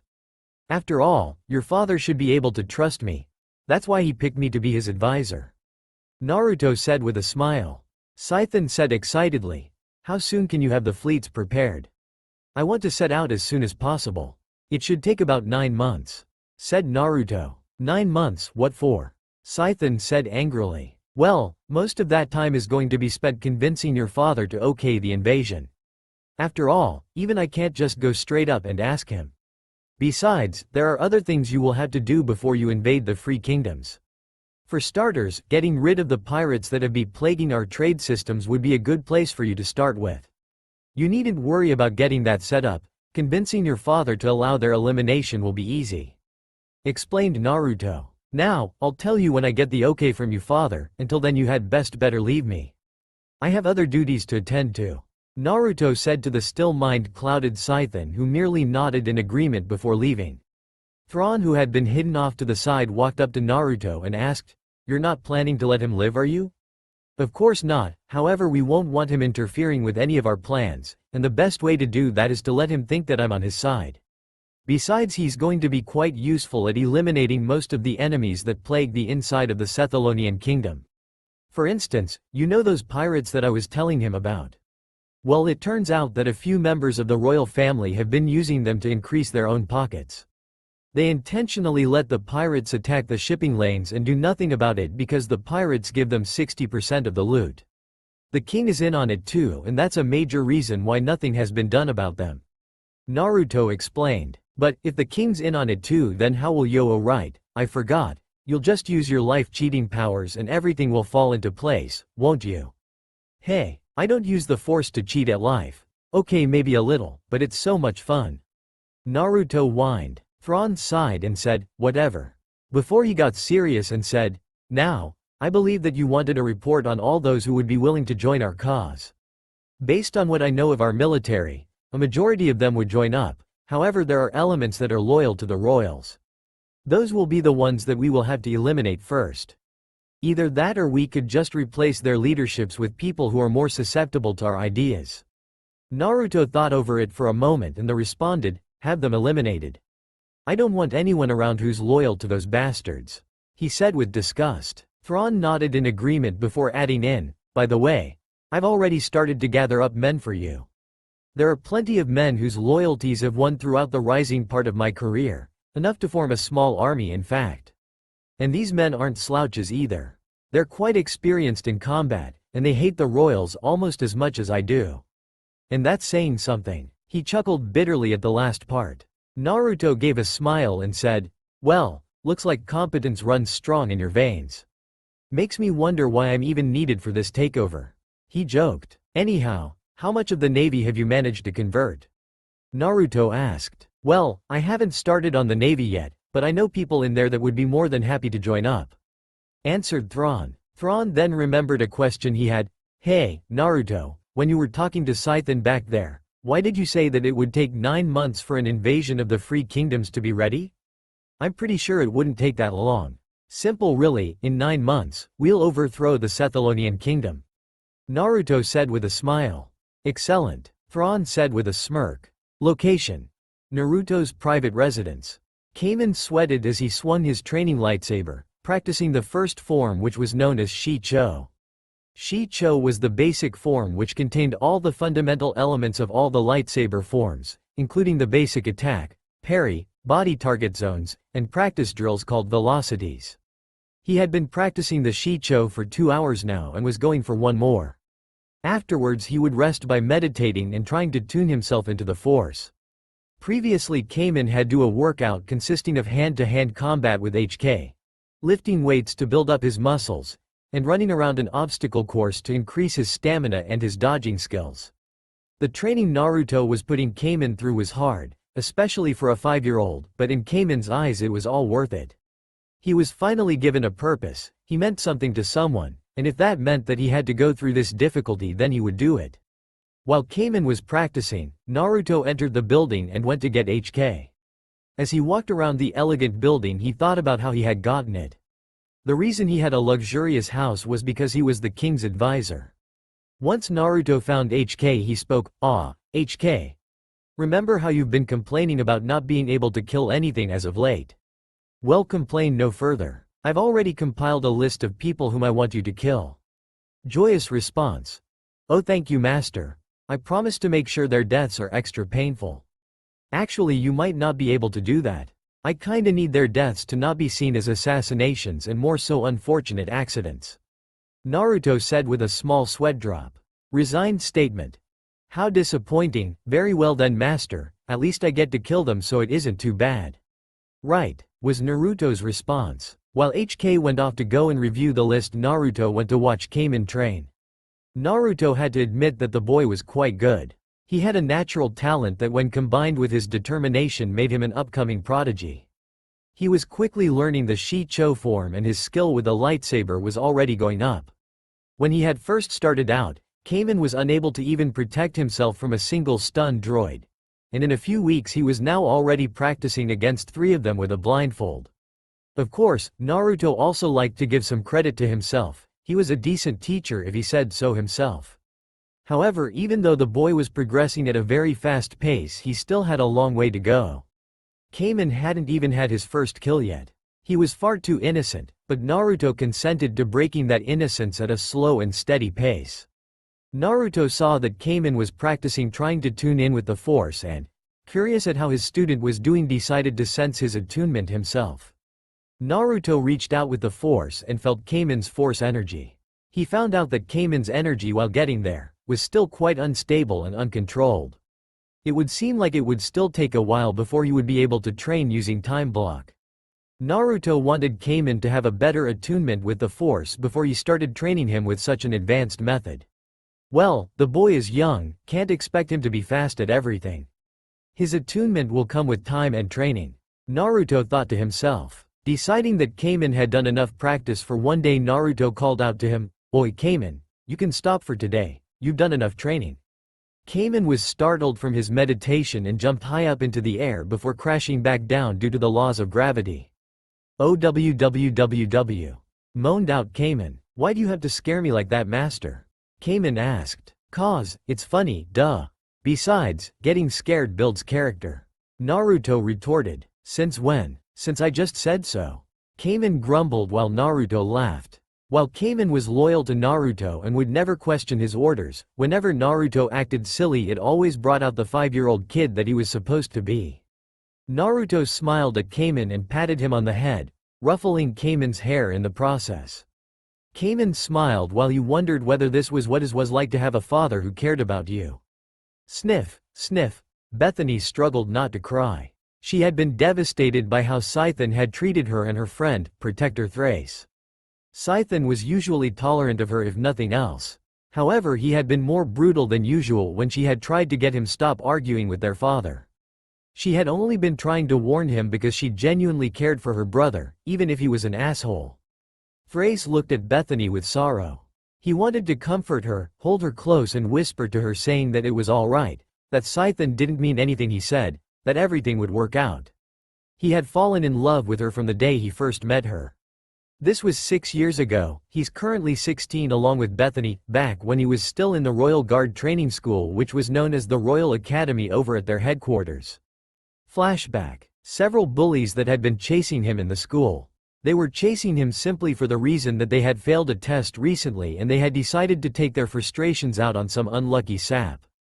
That unlucky sap just so happened to be Thrace, whose only fault was simply being at the wrong place at the wrong time. Thrace had simply been walking around the hallways trying to get to his next class when he walked in on one of the bullies saying that they should just beat up the next kid that they saw. They all agreed, and when one of the bullies saw him he yelled out, "Hey, there's fresh meat right there." Thrace had taken that as his cue to run. Thrace had managed to see what they were wearing before he ran and knew from that they were nobility as well. He was stronger than them and could have easily turned back and fought them, but since they were nobility, Thrace could have gotten in big trouble if he had attacked one of them. So he ran from them and was hoping to lose them, but instead ran into Bethany and knocked her down, injuring her slightly. 2 members of the Royal Guard had instantly hauled him up by the scruff of his neck while a third one gently helped up Bethany. "How dare you sully Her Royal Highness? You'll pay for your insolence," said one of the Royal Guard. One of the Royal Guardsmen began to choke Thrace while the other took out his lance and was about to stab him with it when Bethany suddenly cried out, "Wait!" This stopped them as they then turned to look at the princess, who said, "Don't hurt him. I'm sure he didn't mean to do it. It was just an accident, there's no need to kill him over it."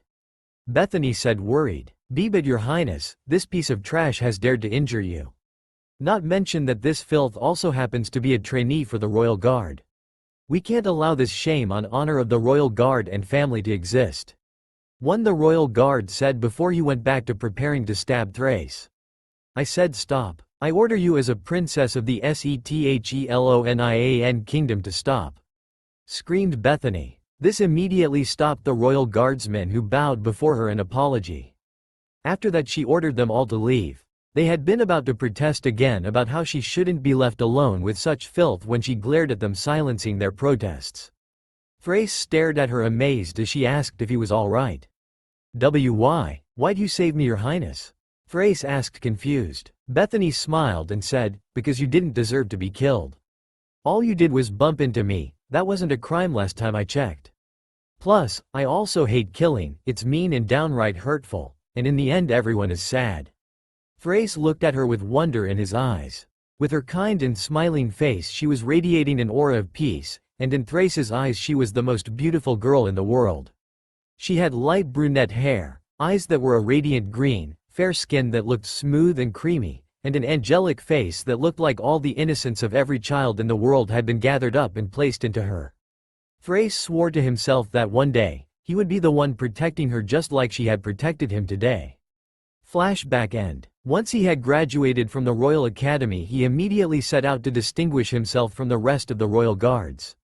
At first he had had no success, but later on an opportunity came up when several terrorists tried to kill Bethany while she was traveling through the city. He hadn't been on her guard detail, but he had been nearby and had instantly gone to her defense. Most of the guards that had been with her were initially killed in the terrorists' surprise attack, so Thrace's appearance and vicious defense of Bethany had been a welcoming relief for the remaining guards. They were able to fight off the terrorists and kill them all. Afterwards Thrace was commended on his bravery and sense of duty and was put on Bethany's personal guard as a reward. This meant that his paycheck was increased, but he got substantially more authority over the men in the regular military. All members of the Royal Guard had authority over the regular troops, with the lowest of the guard having a rank equal to captain. As for Thrace's authority, it was elevated to that of a major. Once he was on Bethany's personal guard it took a while, but she eventually recognized him when he had taken his helmet off once due to it being an extremely hot day. Bethany had been happy to see him again, and Thrace was honored that she would even remember him at all, and from there it was only a matter of time as the relationship between the two deepened and Thrace eventually became her personal knight. For Thrace, this was the highest honor that there could ever possibly be for him. He did everything in his power to make sure that Bethany was safe and happy. Right now, however, Thrace felt that he was sorely failing in his duty as her personal knight. He didn't know what he could say to Bethany without insulting Scython, so he opted for staying quiet. That proved to be difficult as he saw her continue to grow closer to crying. Finally, he decided to take a risk and grabbed her, embracing Bethany in a warm hug. Bethany was surprised at first but then realized that Thrace was hugging her.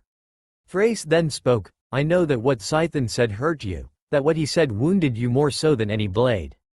And I also know that I'm no good with words. I don't know how to explain that everything will work out, that everyone will get along and make this nation of ours happy. All I do know is that you're hurting and that I'll be here for you if you ever need me." Thrace knew that he was way overstepping his bounds. Hugging the third princess was not what a personal knight was supposed to do. Protect her, yes; get intimate, no. Bethany held a small blush from what Thrace was doing but stayed in the embrace. She did admit she had always held some form of attraction for Thrace. His blue hair and gray eyes gave him a unique look. He was well built too, not overly muscular, but enough to make him attractive. His face was more rounded than angular and he had a kind look about him. Thrace had always been kind to her, and that was one of the things she had loved about him. Bethany had grown up in an environment where kindness was treaded upon by hate and greed. So for even the smallest amount of kindness and sincerity to be shown to her by someone had truly made her happy. Thank you, Thrace," Bethany said, a little shaken as she stayed within his embrace. "If you ever need me, your highness, I'll always be there, I promise you that," Thrace said with all the conviction he could muster. Nestor hummed happily to himself as he walked towards his speeder. He was a noble of medium importance, and governed a few minor planets that were in the kingdom. Right now he was on the capital in his private villa and was going to go for a joyride throughout the Carandian countryside to see some of the beautiful scenery the planet had to offer, especially since the capital city was in ruins. As he came up to his speeder he noticed a droid that was standing next to it. As he got into the speeder the droid spoke. Statement. "Greetings Nestor Galami, I have performed all maintenance checks on the following vehicle and have concluded that it works. Please enjoy your ride." Okay, Nestor said, a bit confused at the maintenance droid. Nestor then took off and rode through the city, heading towards the countryside. While he was driving, Nestor thought to himself, man, that was a weird maintenance droid. I wonder when the hell I bought it. Oh well, probably just needs a memory wipe. Wait, I've never seen that droid before in my life. Where the hell did it come from? Ah, I'm thinking too much about this. As he continued driving, Nestor soon had to come to a stop to allow a large cargo transport to go past him. As he pressed on the brakes, Nestor noticed nothing wrong at first until after a few seconds he saw that he wasn't slowing down. He decided to press the brakes down a bit more, but that didn't change his speed at all. Nestor began to press the brakes frantically as he headed towards the cargo transport. When he finally realized that the brakes were broken, it was already too late. Nestor screamed as he tried futilely to turn his speeder and avoid a crash with the transport. HK-47 walked out of Nestor's villa with all the information that Naruto needed in order to take control of Nestor's finances. As HK left the building, it spoke, self-satisfaction. I said that the speeder worked. I just never said that it worked correctly. The atmosphere around the eastern barracks was tense from what Naruto could sense. Thrawn had gathered all the soldiers loyal to his command and had stationed them at the eastern barracks. Most of them didn't have the faintest clue why they were here save for the fact that they were told that Thrawn himself had called them all here to give them vital information. That of course had gotten a majority of them to come here right away. The more cautious ones had investigated first but hadn't found any lie about Thrawn calling them.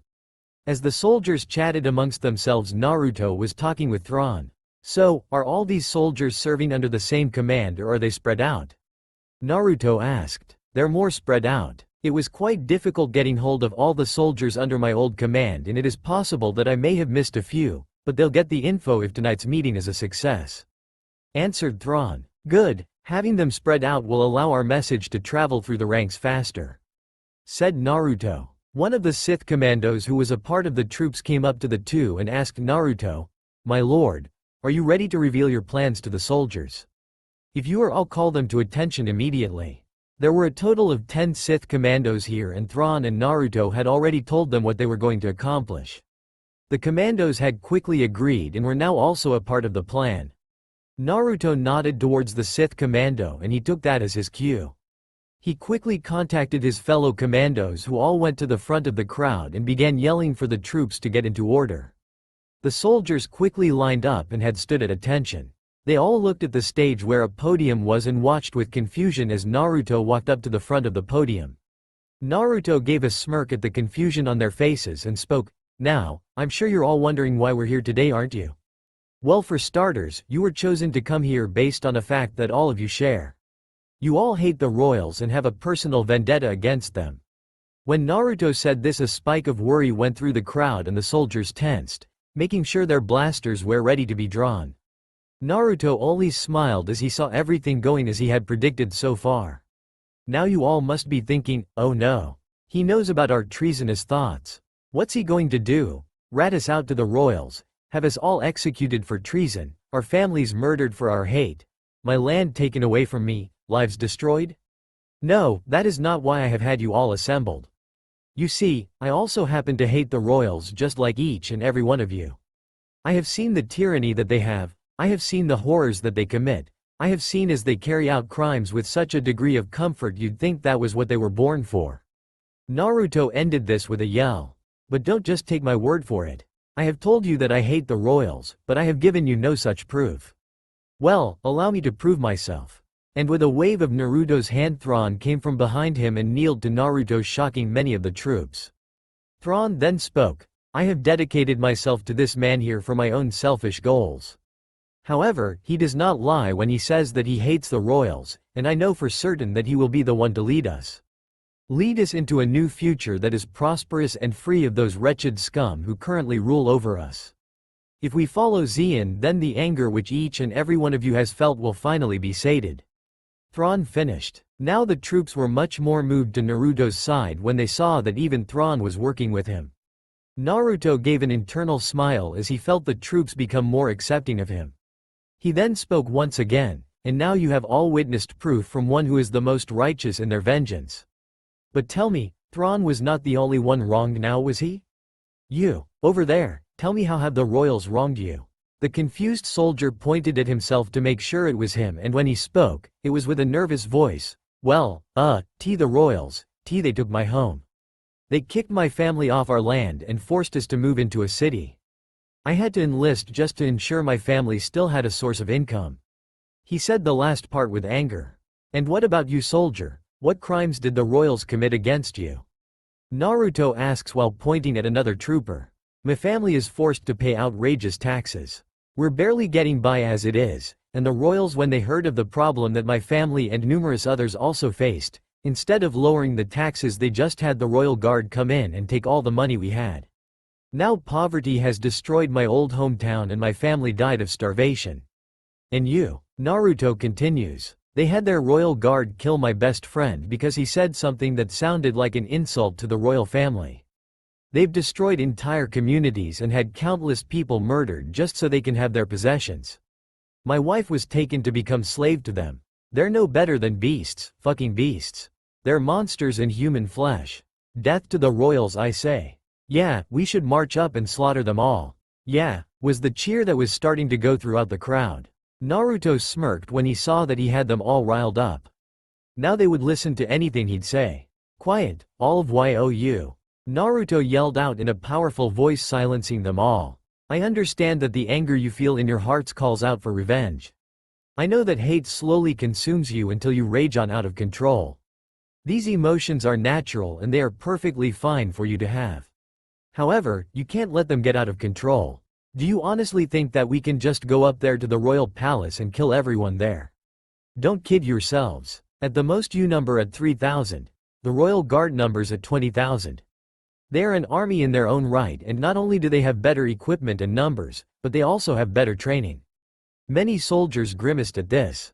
They knew it was true. Being a member of the royal guard got you the best Sith Holocron tech that money could buy. You also got great combat training. Nothing that could ever match them against a Jedi or such, but more than enough to make one royal guard member a match for 5 Sith Holocron troopers. They aren't all in the royal palace, but that doesn't mean that they can't get there before us. Their headquarters is located very close to the royal palace, and that is where the majority of the royal guard is. And even if we did succeed, we would only look like power-hungry men without the support of the people. So now, here is the big question. What do we do? I've ignited your anger, told you that I myself hate the royals, so what is next?" Naruto spoke. "Well, as Thrawn told you all earlier, listen to me and I can lead you into a new future. One in which every royal is dead with their spirits rotting in hell. I can lead you all into a rebellion which can overthrow this regime and establish a new one. Swear yourselves to me and I can bring down everything that is despicable about this society.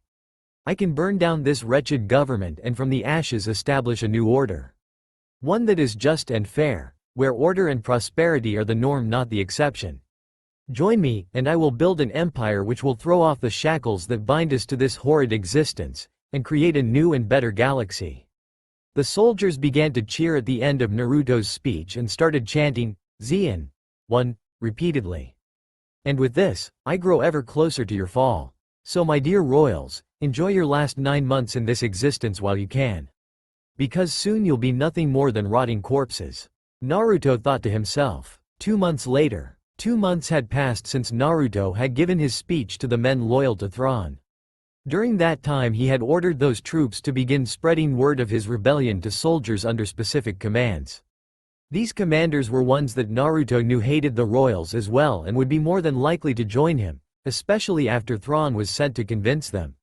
Word soon spread throughout the ranks of how a rebellion was forming again and that Xian was leading it. This got many reactions from various people in the military that Naruto had not sent Thrawn or his soldiers to. While some were eager to join and placed themselves under Naruto, others were not as eager, and others still were quite skeptical that Naruto was planning a rebellion at all or that he would succeed. Still, it seemed like everything was going well for Naruto. The royals had yet to catch wind of any sort of plot whatsoever, and Naruto's forces were slowly growing. As for convincing the skeptics, this was going to require a show of some sort of power, and Naruto knew exactly how to do that.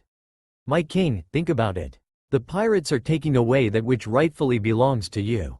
You make a profit off the taxes that are paid by traders when they make money off of trade, which means that the pirates, by raiding and stealing their goods, are in reality stealing your profits, as the traders are unable to trade anything. Therefore we must punish these inferior pirate scum and annihilate them in order to show that no one steals from the king. Naruto explained. Naruto could see the nervousness in the king's eyes. He was probably trying to find a way out of getting rid of the pirates, but Naruto had him pinned. All of Naruto's points were valid, so ignoring them would weaken his standing. On the other hand, the amount of money he made from the pirates' activities was far more than what he made based on the taxes gotten from the traders. Finally, the king conceded to Naruto's view when he was unable to figure out how to counter Naruto's argument. Very well, Pant. The pirate's pant must be eliminated, Pant. The king responded. Excellent decision, Your Majesty. And I know exactly who will lead the campaign. First, Prince Scythen is more than capable of leading this campaign. I recommend that he set out immediately, though, in order to maximize the element of surprise.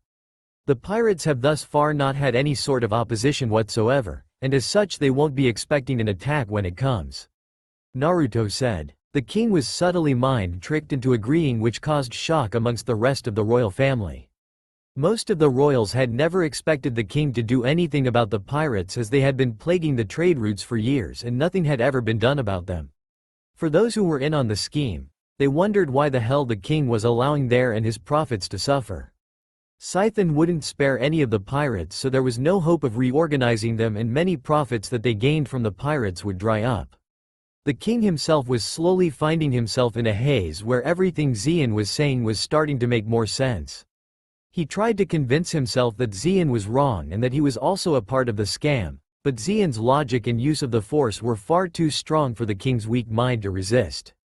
Also, my king, I believe you've heard about the recent deaths of several of the nobility? The king nodded his head, which took a bit of effort, and Naruto spoke again. Well, then I suppose you also know that the transition of their assets and offices that they held will need to be taken care of. The king nodded his head again whilst inwardly cursing the fact that he had to deal with the nobles scrambling to grab the power left behind by those who had died. Naruto smirked inwardly and began to extend his influence over the king's mind again, warping it as he sought to make the king subservient to his goals. My king, you need not worry yourself with handling such things. You're above these troubles which seek to plague you. Please, allow me to handle the transactions. After all, why should you have to work when rest is so easily within your grasp? The king was quickly agreeing with what Naruto was saying, while the rest of the court was starting to get a bit worried at what Naruto was saying. They got even more worried when they all saw the king nod his head to it and then saying out loud that he agreed to having Xian handle the transactions. Even the head of the royal guard Wayland expressed his concern with the decision, only to be silenced by the king. Naruto smiled as he was put in charge of the transitions. This was a vital part in his plans, and it was important that he be put in charge of the transitions. Now he could just simply place all of the power that the nobles had under himself while setting up proxy governors and such. You needn't worry, Your Majesty. I will use the power you have so wisely given me responsibly to ensure the well-being of the kingdom. Naruto finished. Naruto was currently scanning through the accounts of the nobles that HK had killed so far. The amount of money that all of them had together was a huge amount, easily enough to begin the charity works that Naruto wanted. The charity works were going to be used to gain the support of the people while at the same time denounce the royals even more, ensuring that when the time came, Naruto would be seen as a hero to the people for freeing them from the wretched rule of the royals. Naruto's charity works were mainly going to include giving food, shelter, and many other basic needs that a majority of the Sethalonian population were not receiving. In addition, Naruto was also planning to use the money to begin raising more troops to help with his takeover. Raising more troops would also create more jobs, thus making people happier, as work was really hard to come by at current times. Once Naruto was done scanning through the accounts, he picked up a map which had records from the Abenhawk's travels which had been taken from its Navi computer. Naruto searched through them in the hopes of finding a specific planet that Revan had been to before. It was taking a while, as the Abenhawk had been through many planets and had accumulated a vast amount of locations. Finally, when Naruto found the place he was looking for, he smiled. Once he had acquired what he wanted, there wouldn't be anything that could stop him. Location: Lian System. 5 Sith interdictors along with a fleet of construction ships appeared out of hyperspace in front of the planet Lian, otherwise known as Rakata Prime. Naruto was inside the head interdictor and was commanding the fleet. Naruto had convinced the king to let him go on this expedition to set up a mining operation on a planet that had been found to have a great abundance of gold. While the thing that Naruto was here for wasn't gold, if it was still there, then it was something that was far more valuable in the long run than mere gold. The fleet Naruto had accompany him was made up of men who had joined him in his coup, so any chance of word reaching the royals of what he was actually going to do here was slim to none. Alright, can't have the fleet stop here. I don't want it getting damaged from the debris that surrounds the planet. Indeed, Lien was surrounded by massive amounts of debris that, if one wasn't careful of, could easily kill you. The debris was leftover remnants of the massive battle that was fought here at the end of the Jedi Civil War all those years ago. It was filled with many valuable resources that could easily be used to build many things if it was collected. Now, one might wonder why such valuable resources were left floating in the orbit of a planet. The reason for this was because the Lien system wasn't a very well-known system anymore. Back during the end of the Jedi Civil War, Lien was incorporated into the Republic, and for a time it was well known as the site of the final battle of the Jedi Civil War. However, there were not many visitors to the planet as the Republic had quarantined the system in order to help keep some semblance of order. As with the chaos of the aftermath of the war, the Republic did not need to have people panicking over the fact that an ancient species known as the Rakata, who had once enslaved much of known galaxy, were back. With the planet quarantined, and the Rakata refusing to leave, resulting in their extinction due to an ever-limiting gene pool, Lien eventually fell into the back of the Republic's mind. As the years passed and other wars damaged the Republic, Lien was eventually forgotten, its location now lost to the Republic. That would in the future become one of the Republic's greatest mistakes. But for now it was blissfully unaware of what was going on at Lien. Prepare my personal shuttle, Canard. I'll be taking with me a few squads of soldiers as well. I want you to stay here and be in charge while I go and investigate the planet's surface, understand? Canard nodded his head and said, "Yes, Lord Xian." Once the shuttle was ready, it took off from the hangar and navigated its way through the debris. Eventually it got through and began its descent to the planet's surface below. It landed in the area that Naruto had specified, and once everyone save the pilots began getting out. Many of the soldiers were surprised by the warm and tropical climate that the planet had. Many of them had to admit it would make a nice vacation spot. Those thoughts were quickly dashed as Naruto commanded them to follow him. They all marched up to the location of the Temple of the Ancients. Naruto was really glad that the Rakata were now extinct, as this made entering the temple so much easier. The temple doors were still blocked by the force field, which Revan had required the elders' help to get past. This was not the same for Naruto, who used his command over the force to deactivate the force field. Many of the soldiers were confused by what Naruto had done but followed him anyways, as most felt it better to not ask questions. Once inside the temple, Naruto commanded the Sith Holocron troopers to begin searching through the whole temple to begin mapping out the temple and start clearing it up as well, while a small amount would stay with him. Naruto was currently trying to find a computer terminal that Revan had used all those years ago to gain the secrets to the Rakata's ultimate weapon, the Star Forge. Naruto stopped for a moment and began using the Force to try and find a trace of Revan's signature and follow its path. This was extremely hard to do, as not only was Revan dead, but the signature was 4,000 years old by now and would have disappeared considerably. However, a trace amount would remain no matter what. The major problem was finding it and following its trail. Naruto struggled for a few minutes to find the signature and follow it, while the soldiers just stood looking at Naruto confused as to why he was just standing there with his eyes closed. Eventually Naruto was able to lock onto the trace of Revan that still remained. Once he found it, he began to follow it towards the computer terminal that contained the secrets to the Star Forge.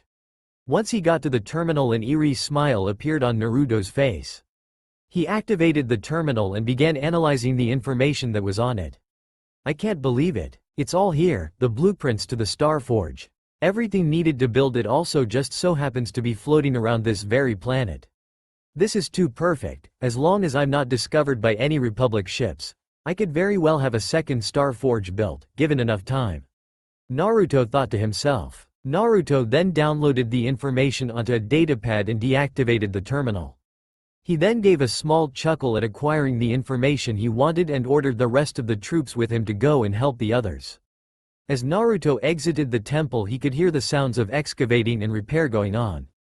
Naruto made his way back to the shuttle and contacted the commander of the troops that came with him.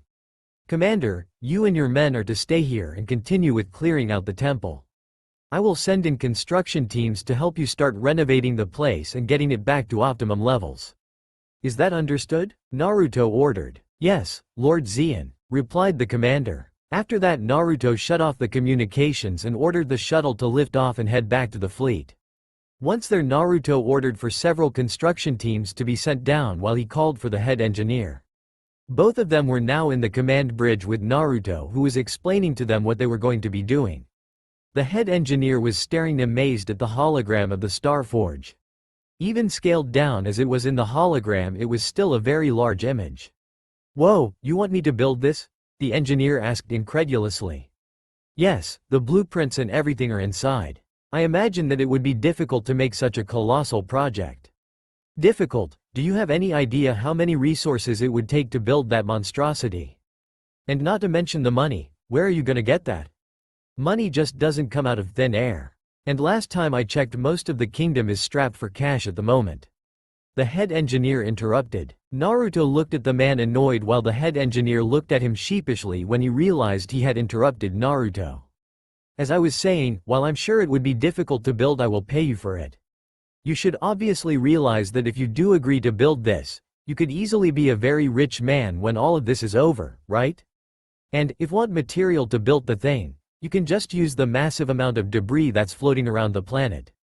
That's what it's there for after all." The head engineer thought about it for a few seconds and then asked, "How much?" "Well, how much do you want?" The head engineer thought about again for several minutes and then said, 600 billion credits. Note that not all of it will go to me. Some of it will go to my men and other bits will go to pay other expenses needed to construct this Star Forge." "Very well then, I'll admit that I won't be able to pay you the entire amount right away, but it can pay you a good starting amount. How does 200 million sound?" "Fair enough," replied the head engineer. "Great, well then it seems like you've got a lot of work to do." "Indeed," the head engineer sighed. "By the way, there's a certain problem you will encounter when powering the Star Forge. This will be needed inside Power Core. Don't open it up before it needs to be placed there," Naruto said while giving the head engineer a medium-sized package. The head engineer looked at the package in confusion for a bit before nodding his head. Hey, he was being paid 600 billion credits for this. He could handle anything weird that might come up. While the head engineer was trying to figure how to start construction, Naruto pulled out his comlink and spoke, "HK. I've got some nobles that need to be taken care of." 4 months later, the city of Sriadia was once a beautiful city. Back when the Sith Holocron kingdom was first set up and Sriadia was built, it was made to look rich and lavish. The architecture was grand and elegant and was once made of fine stone and marble. There had also been many plants throughout the city in order to help make it look clean and beautiful. However, as the years passed and the royals grew steep in their corruption, they stopped caring for the city and allowed it along with much of the kingdom to fall into ruin. They sucked Sriadia's wealth dry and made it a ruin of what it once was. Now most of the people there lived in squalor, with only the nobles who were on the same planet living in any sort of luxury. The nobles didn't live in the city but 12 miles away from it in a rich and enclosed mini-village. A young woman who was trying to be discreet and walk back to her home as quickly as possible wasn't discreet enough, and several guys noticed that she had her hands and part of her arms hidden. They immediately mobbed her and grabbed all the bread she had on her. The woman tried her best to hold on to some of the loaves, but the men were merciless when it came to food.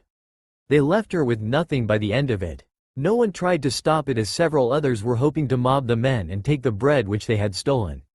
A small boy watched all of this with disgust. He hated what everyone was forced to do in order to survive, but that was how life worked around here.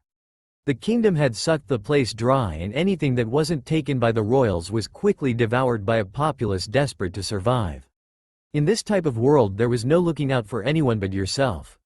He had learned that the hard way when his little sister, whom he had always taken care of, had stabbed him in the back, figuratively of course. In the end he was alone though, his little sister more than likely dead.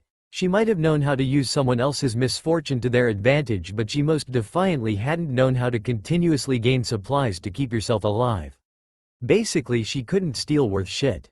The endless suffering of the people of the city and planet Sriadia were just perfect examples of the near collapse that the Sethalonian kingdom was about to come to.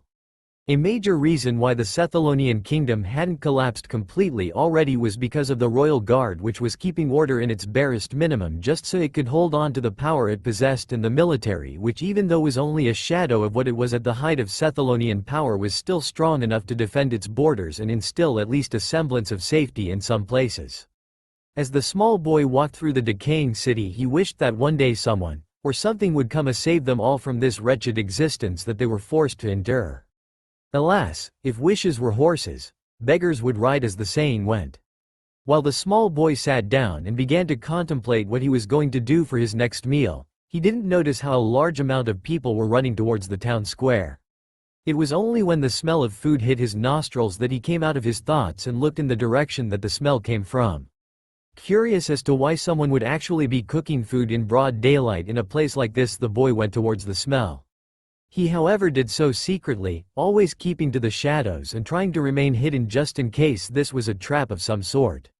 This meant that it took him longer to get to the town square, but once he did make it, he was greeted to one of the most shocking sights he had ever experienced. There in the middle of the town square were Sethalonian troopers, and they were cooking and distributing food. The small boy was only able to look on in shock.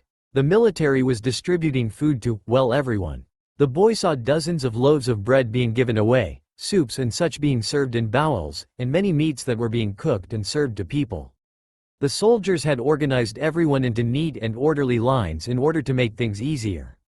They had also warned no roughhousing or trying to cut in line, saying that there was plenty of food for everyone to share. While it was hard for some people, they obeyed, if for no other reason than they were being given free food. It also may have had something to do with the fact that the soldiers were still wearing their blasters, but oh well. As the people ate, the boy watched them with jealous eyes. He was still hiding and had yet to decide if this was a trap or not. However, the choice was soon taken away from him when a blonde-haired man with blue eyes, whisker marks, and a scar going down his left eye noticed him and smiled at him. A few of the soldiers saw where the man was looking at and found the little boy hiding behind rubble.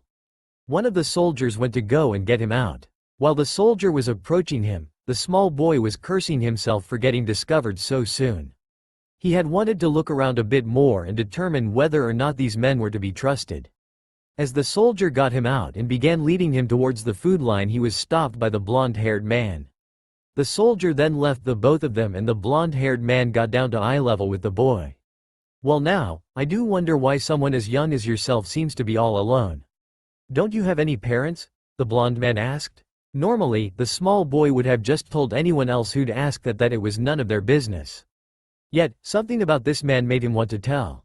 It went against all of his principles of safety to tell this man anything, yet once he started he couldn't stop.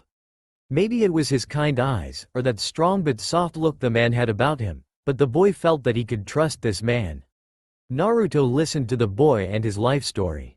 He was somewhat sympathetic to the boy, having experienced very similar hardships at his age, with the only difference being this boy had a family at the time. Once Naruto knew the boy was done, he had several soldiers bring a plate filled with food. When the plate was handed over to the boy, he looked at it with wonder. There were plenty of foods he had never seen in his entire life. The most he had ever seen was bread, a few meats, sparse vegetables, and almost no fruits. He didn't even want to think about the dairy products. Yet on the plate there was a big juicy steak, mashed potatoes with cheese and butter, a healthy amount of green beans, and a few exotic-looking fruits. The boy could find no words to describe what was before him. All he could do was look up at the man who had given him this treasure. Naruto looked at the boy and smiled while saying to go ahead and eat. The boy tore into the food with wild abandon. He didn't really have any sense of manners and only slowed his pace when he felt the blonde-haired man looking at him.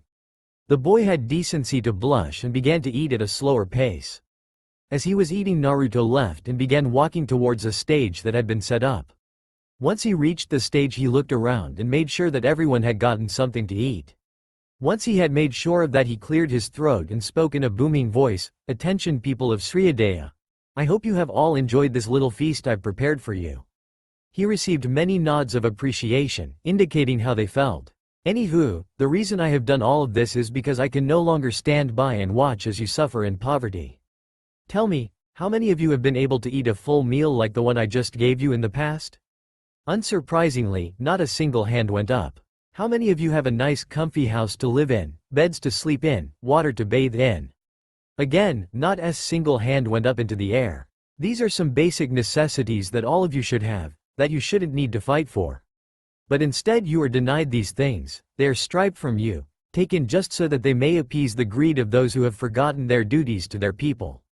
Those people are you, and those who should be looking out for you are the royals.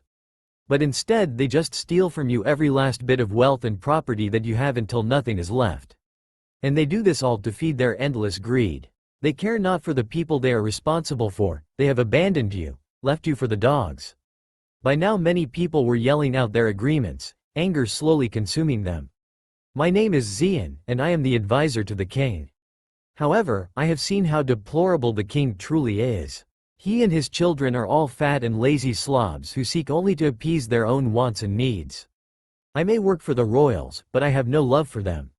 I instead care for you. I care for those of you who are now suffering through no fault of your own. When I look upon this city and her people, I see the splendor that has been destroyed. I see lives that are ruined, families ripped apart by circumstance, and it puts me through agony. I love the people of this kingdom, and I want to see them happy again. I want to see them prosper like never before and become strong so that all may live in peace and harmony. The way Naruto was speaking with such sincerity in his voice was causing many people to believe him. However, this will never happen as long as the royals continue to exist. Their taint will continue to corrupt all that is good in this galaxy as long as they live. Every last one of them must die. But first, we must start with their support. We must take that away in order for their fall to become a reality. And let me tell you, their support is not but 12 miles away from here. The nobles who live in their walled-off settlement think themselves better than all of you all due to the fortune of their birth. I say we go to their little village and slaughter them. Make them pay for their own sins, for it is doubtless that they have stolen from you as well. Let us go and teach them a lesson in suffering. Now the crowd was opening cheering for Xian while many were grabbing any sort of weapon they could find. At once the march to the nobles' walled-off village began. Naruto was not too worried about the guards there, for they were minimal at best and were far outnumbered by the angry mob that was about to descend on the village. Once they arrived, it wasn't long before a battle started between the nobles' guards and the people of the city. Naruto had made things easier for the mob by hacking one of the gates and opening it wide, allowing the populace to spill forth into the village. Things quickly took a turn for the worst for the nobles who were now trapped within their homes, merely awaiting their slaughter. Their guards tried their best to defend them, but they were either killed or some realized the hopelessness of the situation and tried to flee instead. It wasn't long until the entire village of nobles was cleansed of her previous inhabitants. Those who were lucky enough to escape the slaughter found themselves being rounded up by the Sith Holocron troops and taken captive. The entire village was raided for any riches it possessed, and its food supplies were taken for all the people to use. Naruto smiled as he saw these events.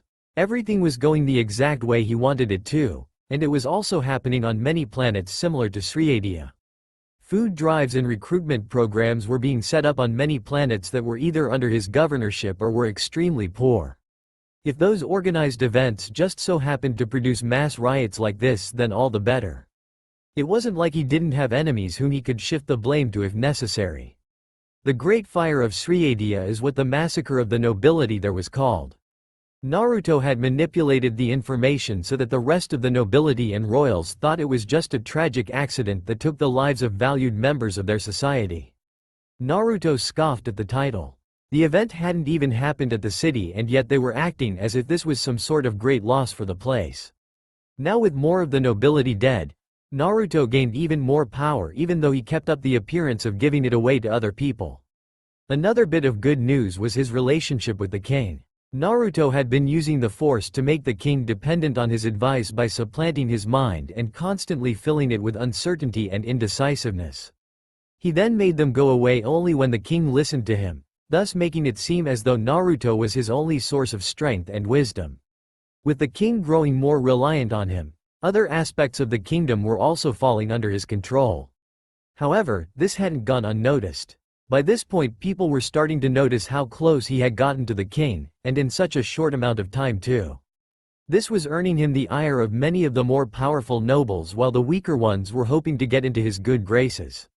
Certain members of the royal family was just plain worried about his growing closeness to the king. Those people however were kept in check by Scythian, who was starting to become a very useful tool. Scythian had annihilated the pirates that were plaguing the Sethalonian trade routes like Naruto had wanted. Scythian had received a reputation boost amongst the nobility and royals, not a part of the plan, while Naruto made the pirate defeat public knowledge, but gave credit to the Sethalonian commander who served directly under Scythian. The Sethalonian commander worked for Naruto and was constantly reporting to him about Scythian's activities so that Naruto would know if Scythian was suspicious of him or not. So far, all Scythian seemed to think was that Naruto was useful in allowing his goals to be accomplished. As for the nobility, they were being picked off at a slow pace. Naruto would have liked to up the pace a bit but opted instead for waiting for a while.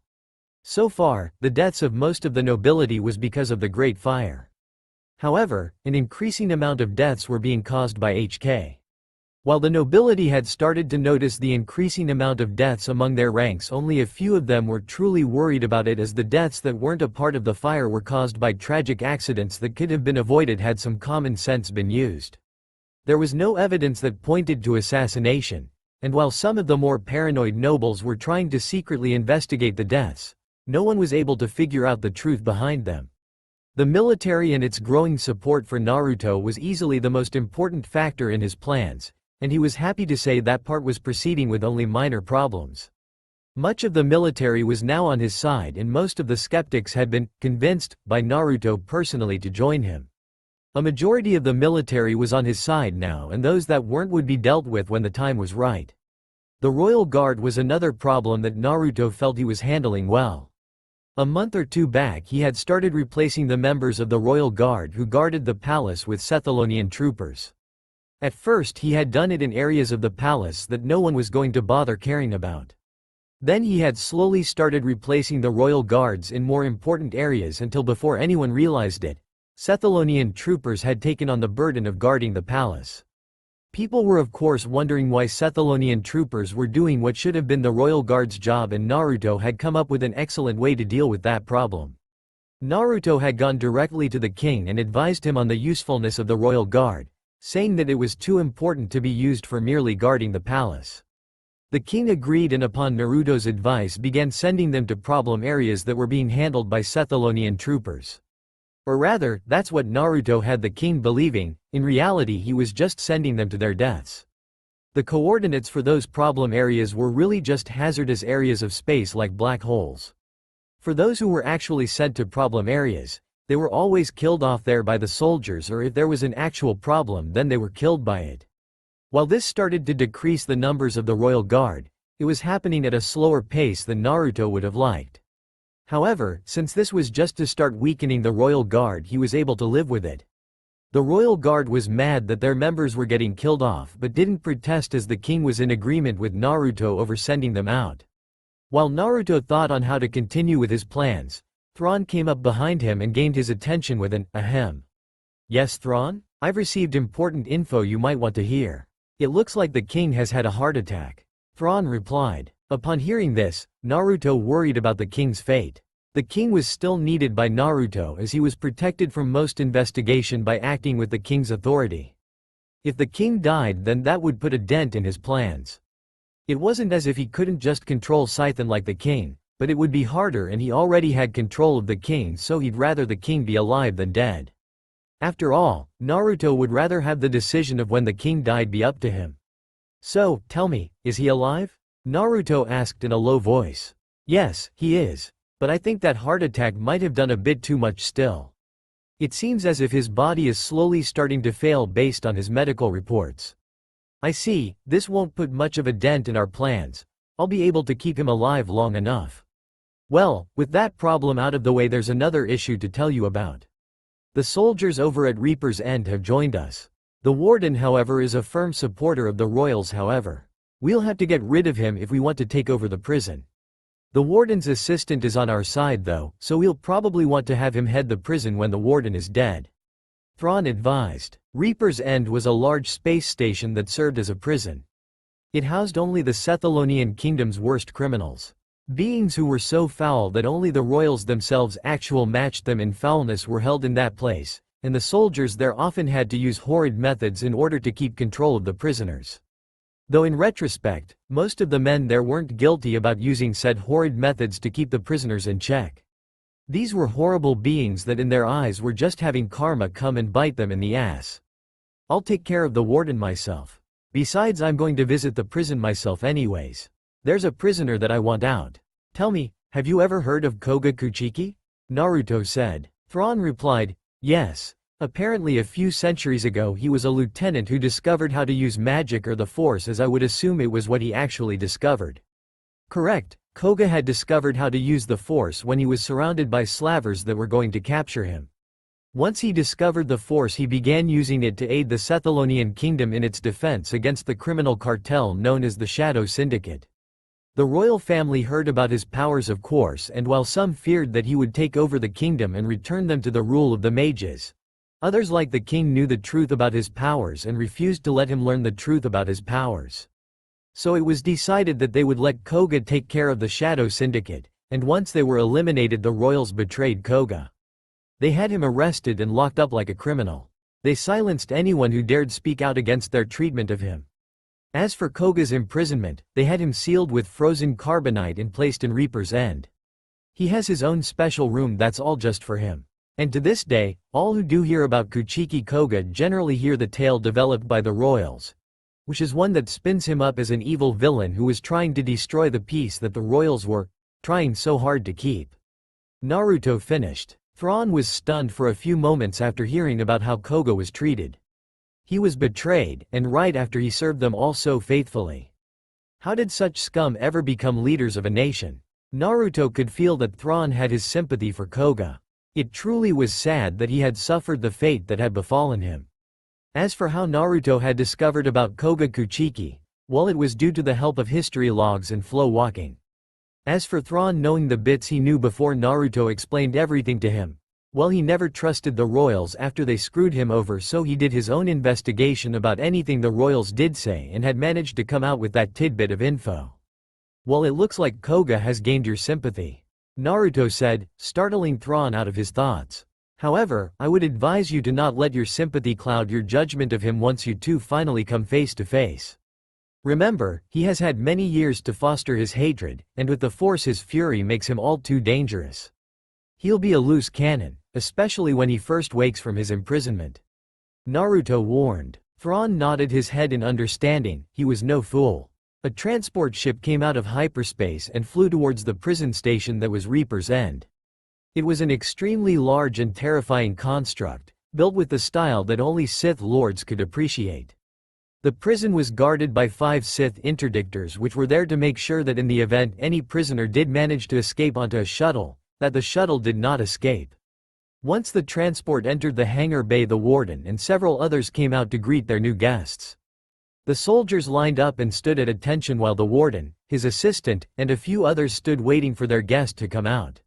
Soon enough the transport doors opened themselves and Naruto walked out, followed by Thrawn and Kamen.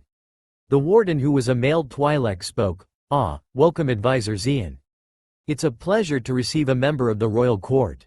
Naruto, smiling, nodded his head and spoke. Oh please, the pleasure is all mine. To be able to come and see this fine example of royal order is simply invigorating. Too true, to see the enemies of the royalty punished in such severe manners brings joy to my heart. But tell me, why do you have a boy and an officer from the military here with you? The warden asked. Well, the boy is learning from me while the officer is here on an inspection of the facility. You know, just to make sure that those tax credits are being put to good use. Naruto explained. The warden nodded his head in understanding. Well, I can assure you that all the money that is used on this prison is used for a very good reason. We do not squander those credits that the royals have so graciously given us at all. But you can see for yourself if you are unsure. Naruto nodded his head in fake appreciation and walked along with the warden and his small entourage as he gave the tour. As he was being shown around, Naruto looked towards the warden's assistant, who looked back at him and gave him a knowing look. Both of them nodded and Naruto spoke up. Well warden, I believe it's time I make known my real reason for coming here." He interrupted. At the warden's confused look, Naruto explained, "You see, I am here for the release of a specific prisoner." "Our release? Are you mad? Do you know what some of these people in here have done? You can't possibly mean to actually free one of these wretched monsters." The warden said with shock.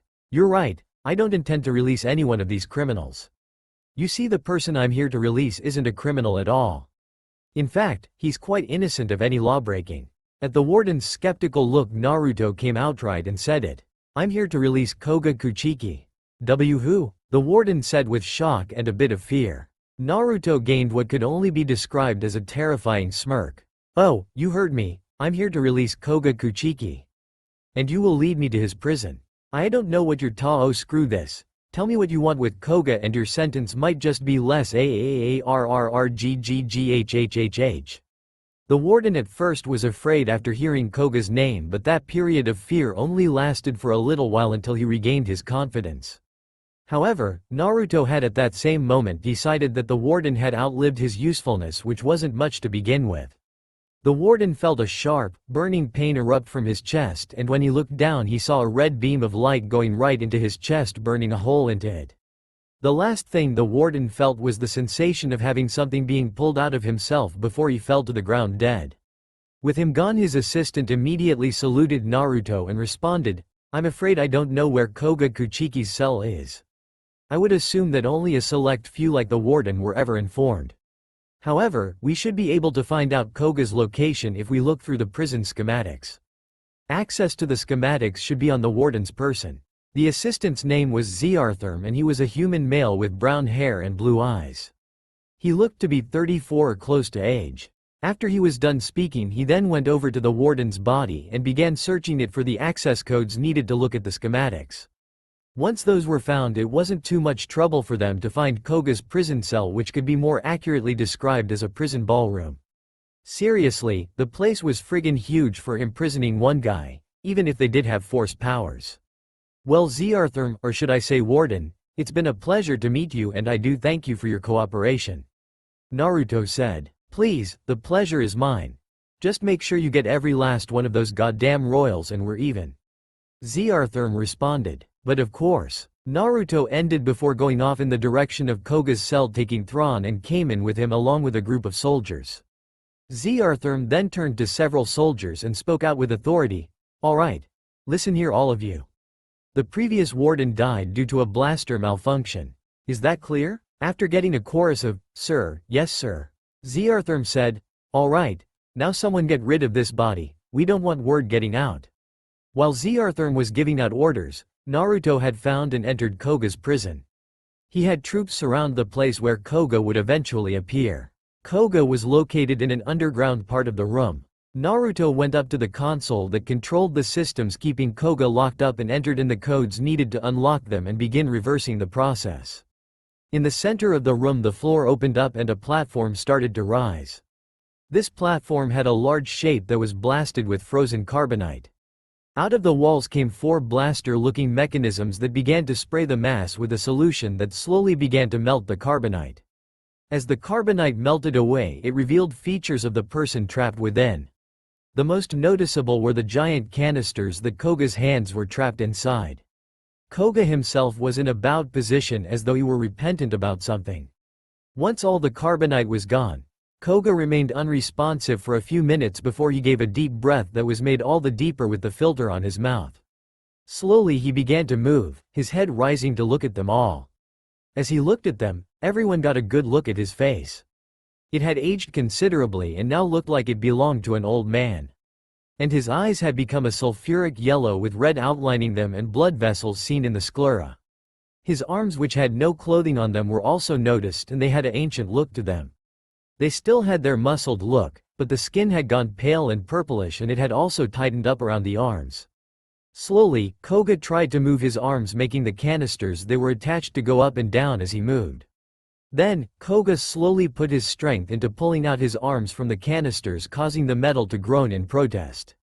The canisters then began to go up as Koga increased his strength and pulled, his groans of struggle coming out through the filter in a mechanized voice creeping out all the soldiers inside. As he finally pulled the canisters free from their attachment to the platform, their bottom was revealed to be giant balls that were connected electromagnetically to their emplacements. Koga then lifted up one of his arms to the shock of the soldier, most of which were still trying to get over the fact that he lifted the canisters out of their emplacements. Naruto, who was watching all of this with an impassionate eye, looked on as Koga used the force and crushed the canister that was on his right arm. It fell off with a clunk as it hit the floor. Next went the canister on the left arm as it too was crushed. Once his arms were free, Koga ripped the filter off of his face and threw it aside.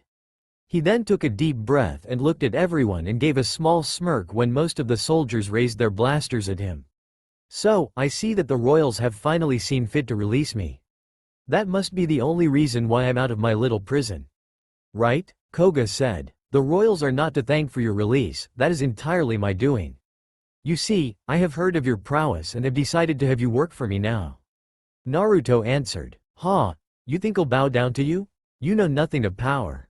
My long years of imprisonment may have dulled my body, but that doesn't matter at all.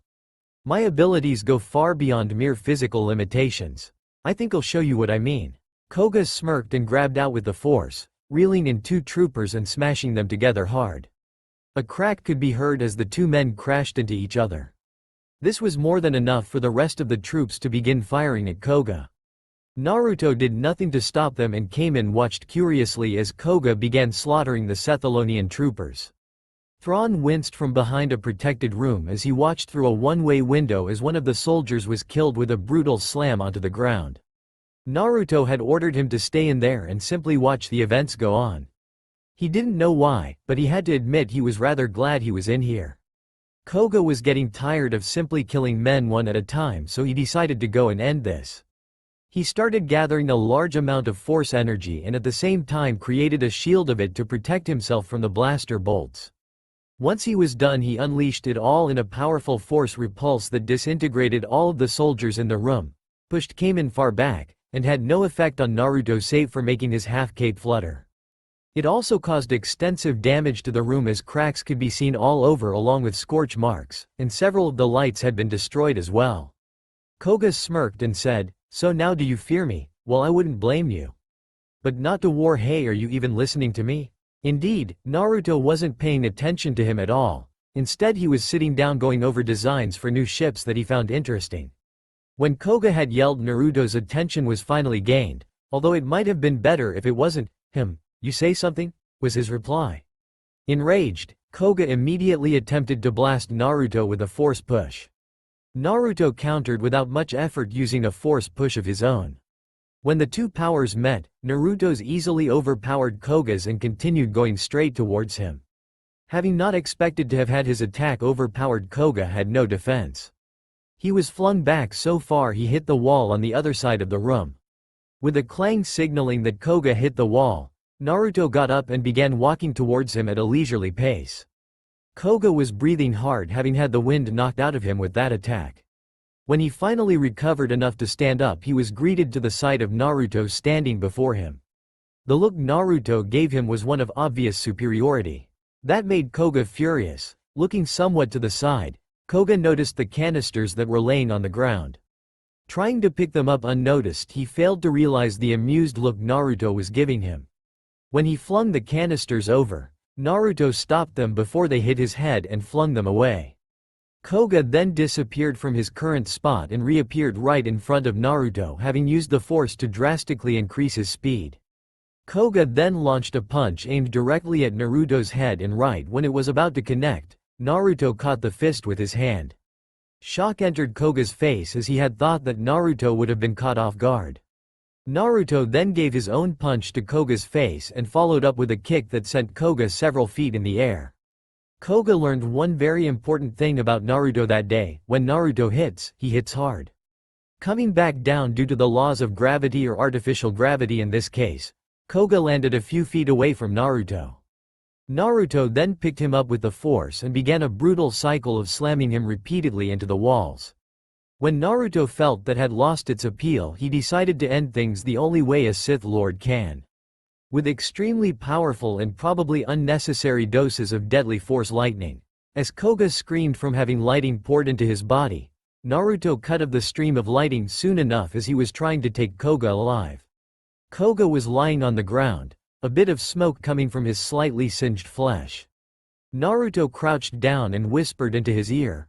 "Well now, I do hope you can see the futility of continued resistance. So, will you join me or not?" Koga glared at Naruto, but in the end he gave in and said in a quiet voice, "I'll join." Can you repeat that? Don't think I heard you?" Naruto said mockingly. "I said I'll join you." Koga grimaced as he said the words, hating that he was forced to pledge allegiance to someone else again, but did it anyways out of self-preservation. "Good, now why don't you stand up? Laying on the ground doesn't look good, ya know," said Naruto. Kamen was only able to look on in amazement at his master due to how easily he dispatched Koga. He wondered just how powerful he would need to become in order to do what his master had done. He knew he would never become as powerful as his master, but that didn't mean that he wouldn't be able to do what Naruto had just done. Granted, he would need a lot more experience, but hey, for now he could dream. "Well, my young apprentice, I hope you enjoyed that display of power. Now you've seen a battle between two force wielders, you know what you will one day have to accomplish," said Naruto. Kamen nodded and followed his master out. As Naruto was leaving, he reached into a pocket and pulled out a long cylinder object. He then threw it to Koga, who was getting up from his abuse. Koga was a bit surprised by the object but was still able to catch it. He looked at Naruto's retreating back with confusion and heard him say, "Consider it a gift for having picked the smart choice and joined the winning team." Koga looked back at the object and saw two buttons, one close to each edge. Not having much of an option in figuring things out, Koga pressed both the buttons and watched amazed as beams of red light came out of both ends, revealing the object to be a double-bladed lightsaber.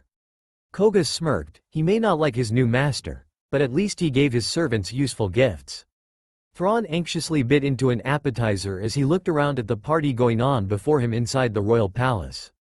In all reality, he really didn't want to be here. This party was in celebration of second Prince Benars's birthday, a day that should hardly be celebrated in Thrawn's opinion. He had taken several of his pills in order to help control himself, and Thrawn felt that they were the only thing stopping him from going crazy and killing Benars. "Calm down, Thrawn, you'll get your chance, only a little while longer until they all get what's coming to them," Thrawn thought to himself. Naruto looked around with distaste. Everything looked amazing, of that there was no doubt, but the fact that every single decoration and spark of celebration was all for a horrid monster. This made everything look wretched and disgusting in his eyes. Naruto sipped a beverage while he waited for his cohorts to arrive. The party was being used by Naruto as nothing more than a convenient cover-up for all of his important military officials to meet together to discuss and finalize plans. Once all of Naruto's men had arrived, Naruto activated a signal on comlinks that each one of them had been given by him personally. Every official looked at their comlink discreetly and began to make their way towards the meeting place. The fact that all the military personnel was leaving the party didn't went unnoticed by all save one. Waylon, head of the royal guard, saw all of them leaving at the same time and was curious as to where they were all going. He blended himself into the crowd and followed an official that he was close to. The official tried to make sure that no one followed him but was unable to spot Waylon.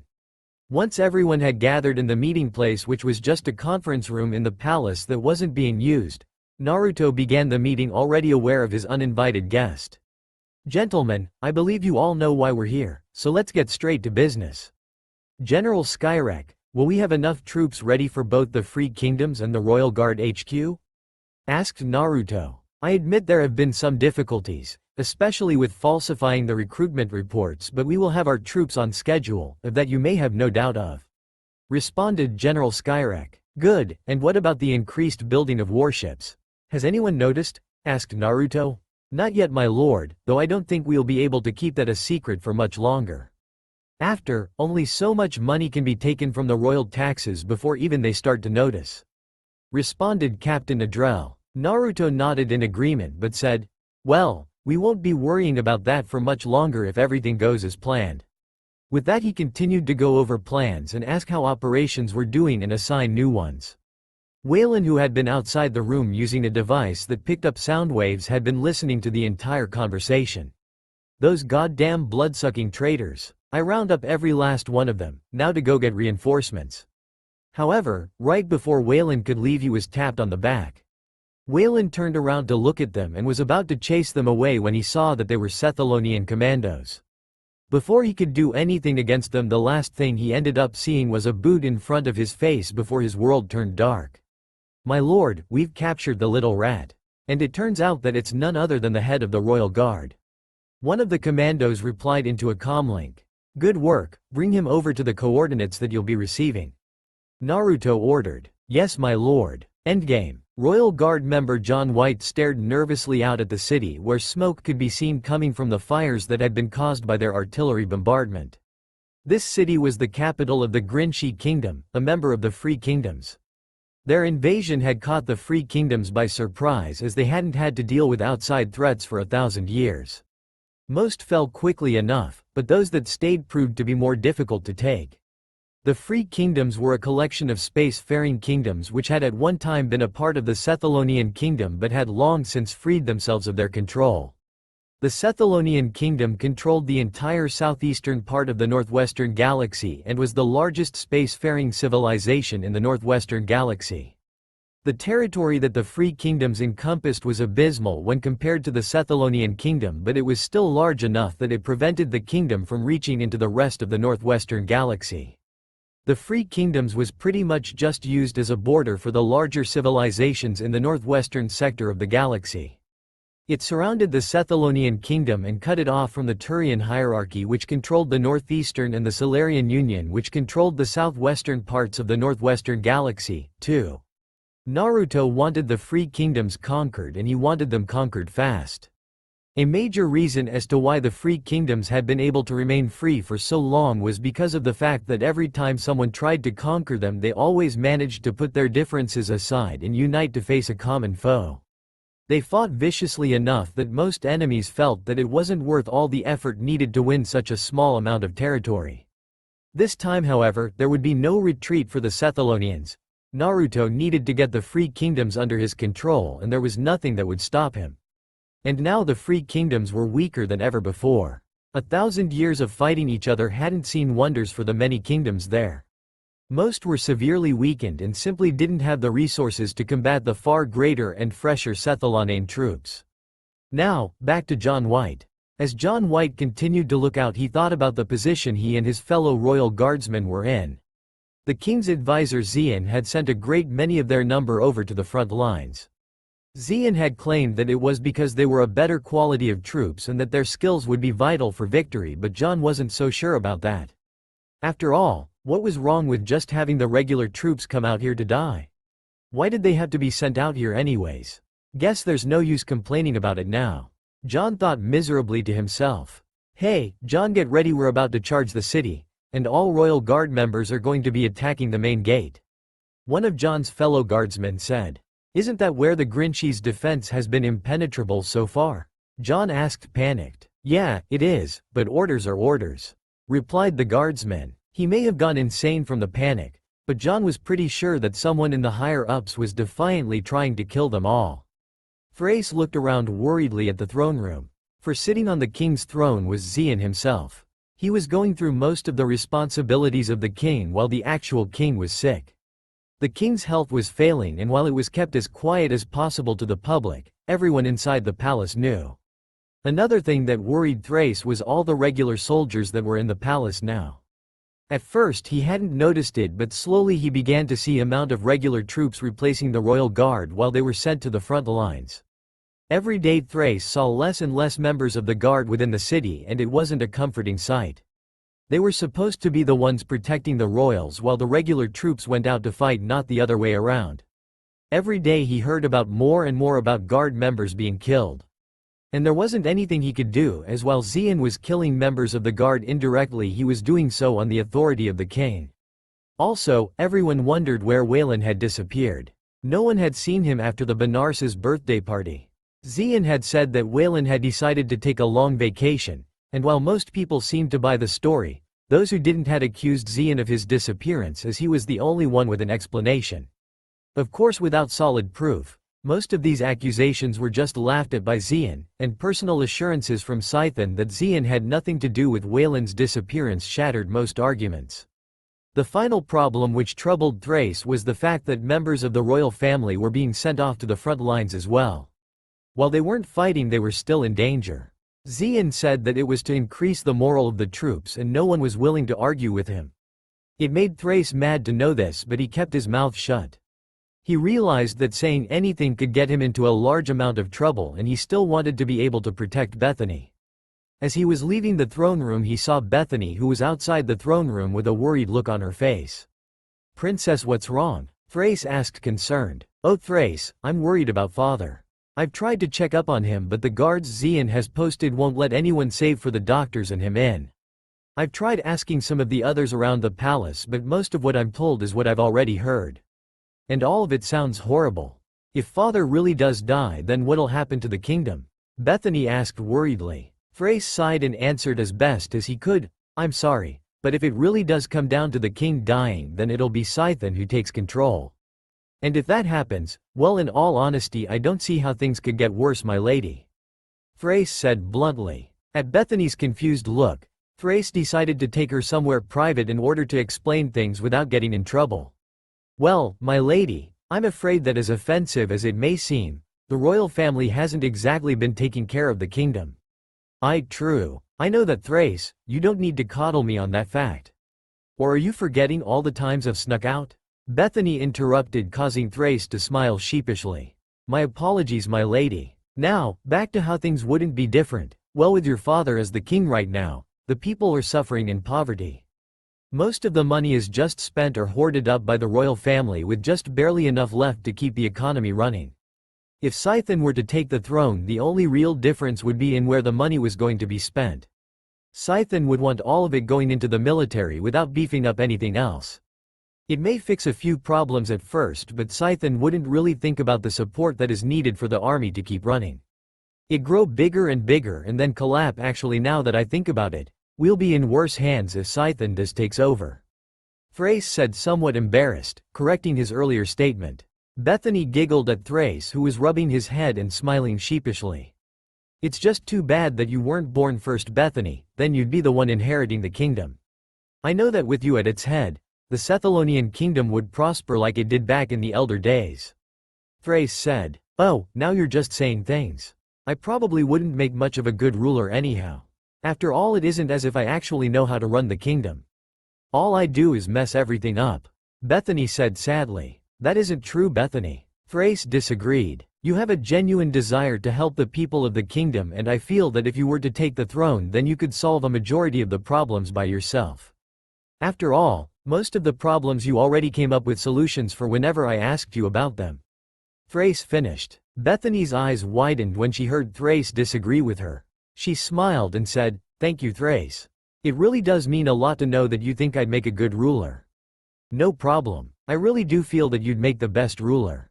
Sadly, unless Scythen and Beners die all of a sudden, then I'm afraid we're all doomed," Thrace said bitterly. Bethany sadly nodded her head in agreement.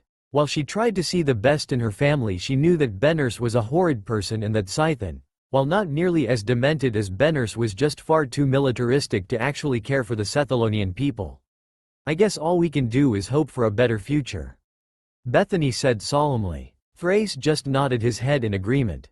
The king was breathing heavily, his struggle proof of his failing health, not that one could have called it passable in the first place.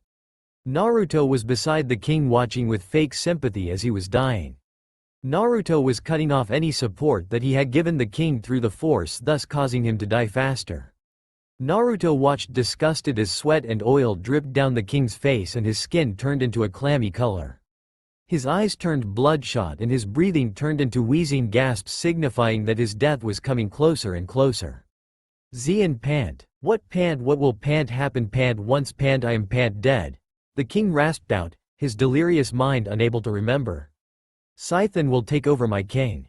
Remember, he's the first prince," Naruto said. "N no pant Scythen, pant W will pant not take pant over. He's not pant suited, pant B Bethany, pant she's pant better," the king whispered. "So the fat ass actually has some common sense. Well, too little too late. Of course, my king, whatever you desire. But first, I'll need the code to get into the royal vaults," said Naruto. "Why?" the king asked.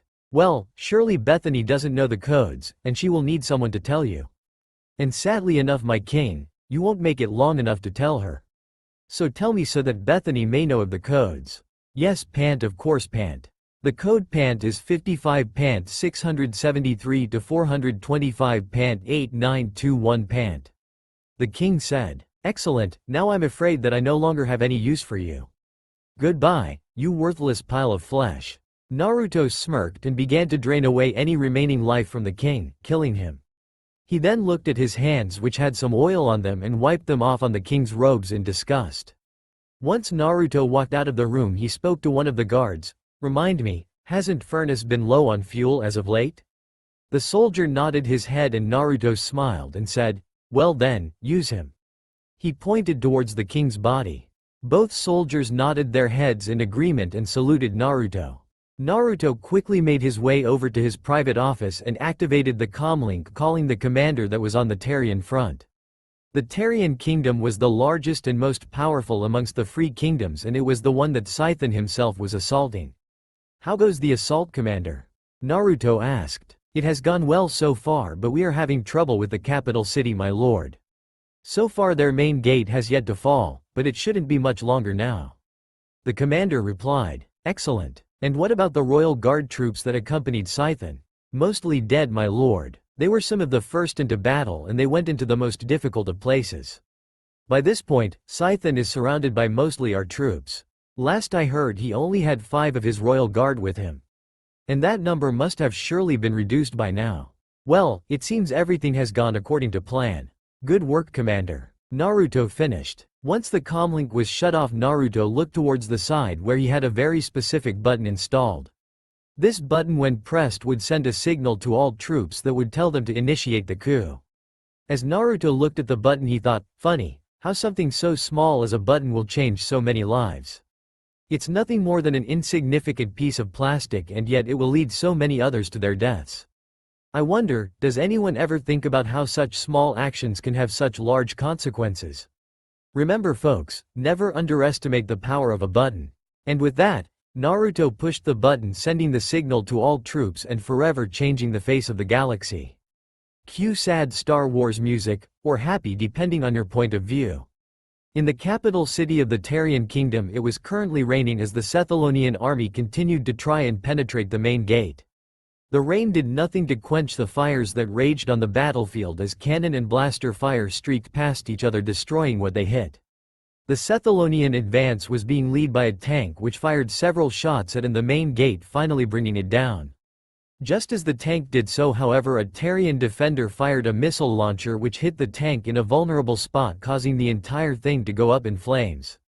Scythen, who was cutting down several Tarian soldiers with his vibroblade, noticed the main gate fall. He turned back towards his soldiers and motioned them forward. Charging forward, Scythen grew confused when he heard his troops stop suddenly.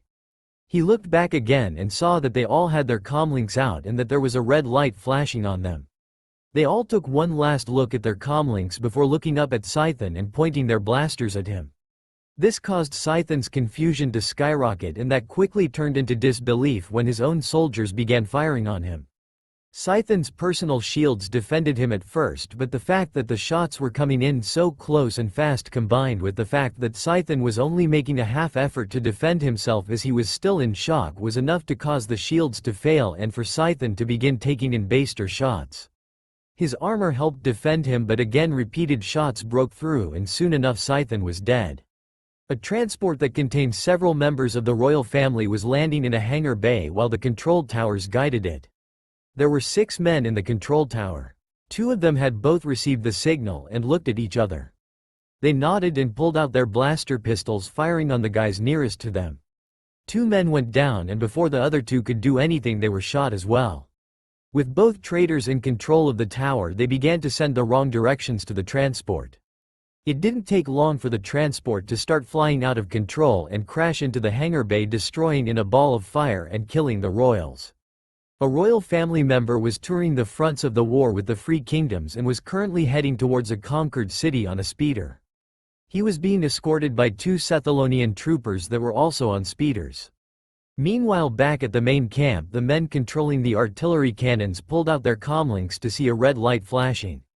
Knowing what it meant, they contacted the escorts and had them pull back. Afterwards, they took aim with their artillery and fired.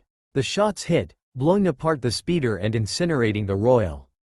In outer space, 3 Sith interdictors escorted a royal barge as it planned its descent onto the planet below. Within the command ship, the captain looked at his comlink, which had a flashing red light. Calmly, he walked up to the command bridge and ordered the operators to open fire upon the barge. The laser cannons began blasting apart the defenseless barge, and it wasn't long before it succumbed to the 3 warships' firepower. Within the walls of the palace, a slaughter took place as Sith Holocron troopers now turned on the royals and their allies. Soldiers were killing anyone who was a noble, royal guard, or royal family. The screams of the royals could be heard throughout the palace as they begged for their lives or ran away screaming in terror. Koga sighed blissfully as he swung his lightsaber through 2 royal guards. He may not have been a master when it came to using the lightsaber, especially a double-bladed one, but he knew enough to not let it touch him and that it would cut through most anything it encountered. The royal guards' lances and armor were no match for the power of a lightsaber. Continuing with his slaughter, Koga took particular glee when his victims were able to recognize him for who he really was. He enjoyed their horrified faces and put them to memory right before he sliced their heads off. Statement: "Oh, how I enjoy this. I'll have to remember to send Master a gift basket if I get the chance," HK-47 said joyfully. He then fired his shotgun into a group of royal guards who were prepared to attack. Afterwards, he blasted apart the members of the royal family. Exclamation: "Yes, die meatbags, die, so that I may gain some entertainment in my often dreary life. Oh, how I wish every day could be like this," HK-47 said, his sociopathic tendencies running amok. HK then took out a vibroblade and stabbed a fool who had hoped to get past his guard in a bid for freedom. Afterwards, HK continued on his trek of death, killing anyone that got in his path except for the men in the sliver armor who Naruto had told him explicitly that he was not to kill, much to HK's disappointment. Right as he was about to go for her, however, banging noises were heard from the door. Both Beners and his friend looked at each other confused, only to become afraid when the door was busted down, revealing Sith Holocron troopers who barged in. Benars's friend was shot immediately while Beners himself was subjugated to a beating. "Alright, don't hurt him too bad. Xian wants him alive. He's gonna be Thrawn's play with," the Sith Holocron commando said. Both soldiers holding Beners down gained huge smirks at hearing that. "Wah, what are you doing to me? You can't do this. Do you know who I am? I am the CO Oomph." Beners tried to say, only to receive the end of a rifle to his head as a reward. "Fucking shut up, you monster. We're taking orders from you or the rest of your inbreed freaks that you call a family." With that, the 2 soldiers that held Beners roughly brought him up to his feet and began escorting him over to the correctional facility, or just torture room. The commando then looked all over the room and activated his comlink. "Hey, send a med group over here stat. Looks like they could really use it." The commando then left Benars's room and caught up with a terrified Beners. "Are you going to kill me?" Beners asked, scared when he saw the slaughter going on inside the palace. "Oh, trust me when I say that when everything is said and done you will be wishing you were dead." The commando just smiled evilly after that. Kamen, dressed up in a dark cloak, calmly walked up the stairs leading to the entrance of the Royal Guard headquarters. He was small and looked smaller still when compared to those following him. For behind him were 50,000 Sith Holocron troopers all marching up towards the building. Kamen could still remember his master's words when he sent him off for his first true test. "Go forth, my apprentice, show no mercy. Kill all your emotions. Harness the dark side of the Force and master it. Don't let its hatred overcome you. Now, harden your resolve and prove to me that you are worthy of being my apprentice." He would kill his emotions, harden his resolve, and show his master that he was worthy. Now, one might wonder why an entire army was following the lead of a 5-year-old boy. Well, that can easily be explained by the fact that the first soldier to question Kamen was rewarded with getting force choked to death. After that, no one dared question him again. Kamen immersed himself in the Force and felt its power flow through him, calming him, strengthening him, and energizing him. It wasn't much longer before Kamen and the first troops entered the building. The confused looks on the royal guards changed to ones of horror when Cayman brought out his lightsaber and led the charge into battle. Guardsmen dropped like anvils when Cayman cut into them. His superior weapon more than made up for his lack of experience. The guards had no real defenses save for their shields, which were bypassed by Cayman due to his smaller stature. Most were killed before they could do anything, and those who were concentrated on the boy forgot about the soldiers pouring in and were killed by them. It wasn't long before the entrance was taken. With it gone, and no alarms having gone off yet, the assault was going well enough. Cayman then proceeded to enter the ventilation system and make his way towards the control room. The reason why Cayman was using the vents to get to the control room was because the Royal Guard headquarters had numerous defenses on the inside, with the entrance being the only place without. That's why Cayman used the vents to head to the control room. Once he reached there, he would be able to disable the defenses using the access codes given by Wayland during his torture. Once Cayman reached the vent that was in the control room, he took the time to look inside and see if enemies were there. There were 3 guys inside, and all of them, much to Cayman's anger, weren't even paying attention to the monitors. Those men are drunk. What the hell? Granted, this makes my job easier, but still. They don't even have enough responsibility to take care of the lives entrusted into their hands. Well, I'll be ending them soon enough, Cayman thought. With that, he kicked open the vent and jumped down, surprising the men. He force-pushed 2 of them into the walls, knocking them out, and then he force-pushed the 3rd guy, who had yet to realize what had happened due to his drunken stupor. Afterwards, he brought out his lightsaber and slit all of their throats, ending their lives. Once that was done, Cayman turned towards the controls and entered in the codes, shutting down all headquarter defenses. He then looked towards the monitors, which showed Sith Holocron troopers now moving through the headquarters near unopposed. Most of the Royal Guard was asleep as it was nighttime, and without the defenses there to hound them, the soldiers poured into the building at an overwhelming pace. The killing soon commenced as soldiers got deeper into the headquarters. Troopers barged into bedrooms and fired on helpless Royal Guardsmen, or they caught them while they were hopelessly ill-prepared for battle. As the sound of fighting began to ring all throughout the place, the Royal Guard finally realized it was under attack, and began to fight back. It's hopeless, there's just too many of them, was the thought of Royal Guard member Varison Clath. Varison had brown hair that went down to his neck, forest green eyes, and an angular face. Dressed up in his armor and wielding his energy shield and blaster lance, Varison was one of the few who was able to fight when they encountered the Sith Holocron troopers. Now he was fighting a desperate battle, not to win but to escape. Varison had already come to the realization that the headquarters was lost and was now trying to get out. He knew that from his current position, which was the communications room, he wasn't too far from the hangar bay. Varison made his way out into the hallways and began heading towards the hangar bay. He could hear the sounds of fighting going on throughout the building. This place had been his home for as long as he could remember. He had been taken from his parents as a baby and was raised to be loyal to only the royal family. This was common with all members of the Royal Guard that weren't nobility. They were often taken from their parents as babies, a practice which was started 1,000 years ago by Queen Mariette the Mad and was continued by her successor Endrin the Cruel. As Varison continued heading towards the hangar, he heard the approach of several troopers. He hid behind one of the pillars that permeated the hallways and waited for them to pass by. As they were passing, Varison heard one of them speaking, "Hangar Bay has been taken, Commander." "Yes, the explosives have been set. They'll go off in 5 minutes. "Understood, sir." "So, what are our orders, sir?" asked one of the troopers. "We're to keep guard and ensure that no one gets to the hangar bay before the explosives go off," replied the leader. Easy enough. Or rather, it would have been had Varison not decided to attack at that moment. The Sith Holocron troopers were caught completely unprepared when Varison unleashed a deadly burst from his blaster lance. 2 of them were immediately killed while a 3rd was injured. The other 2 were lucky enough to escape without injury. "Wah, what the hell? Can't kill him, damn it," screamed out the injured leader. The other 2 soldiers began blasting away at Varison, trying to kill him. However, their shots couldn't get through his shield. Varison then charged right at the 2, forcing them to move out of the way. One of them, however, tripped while doing so and fell down. Varison took that opportunity and fired on him.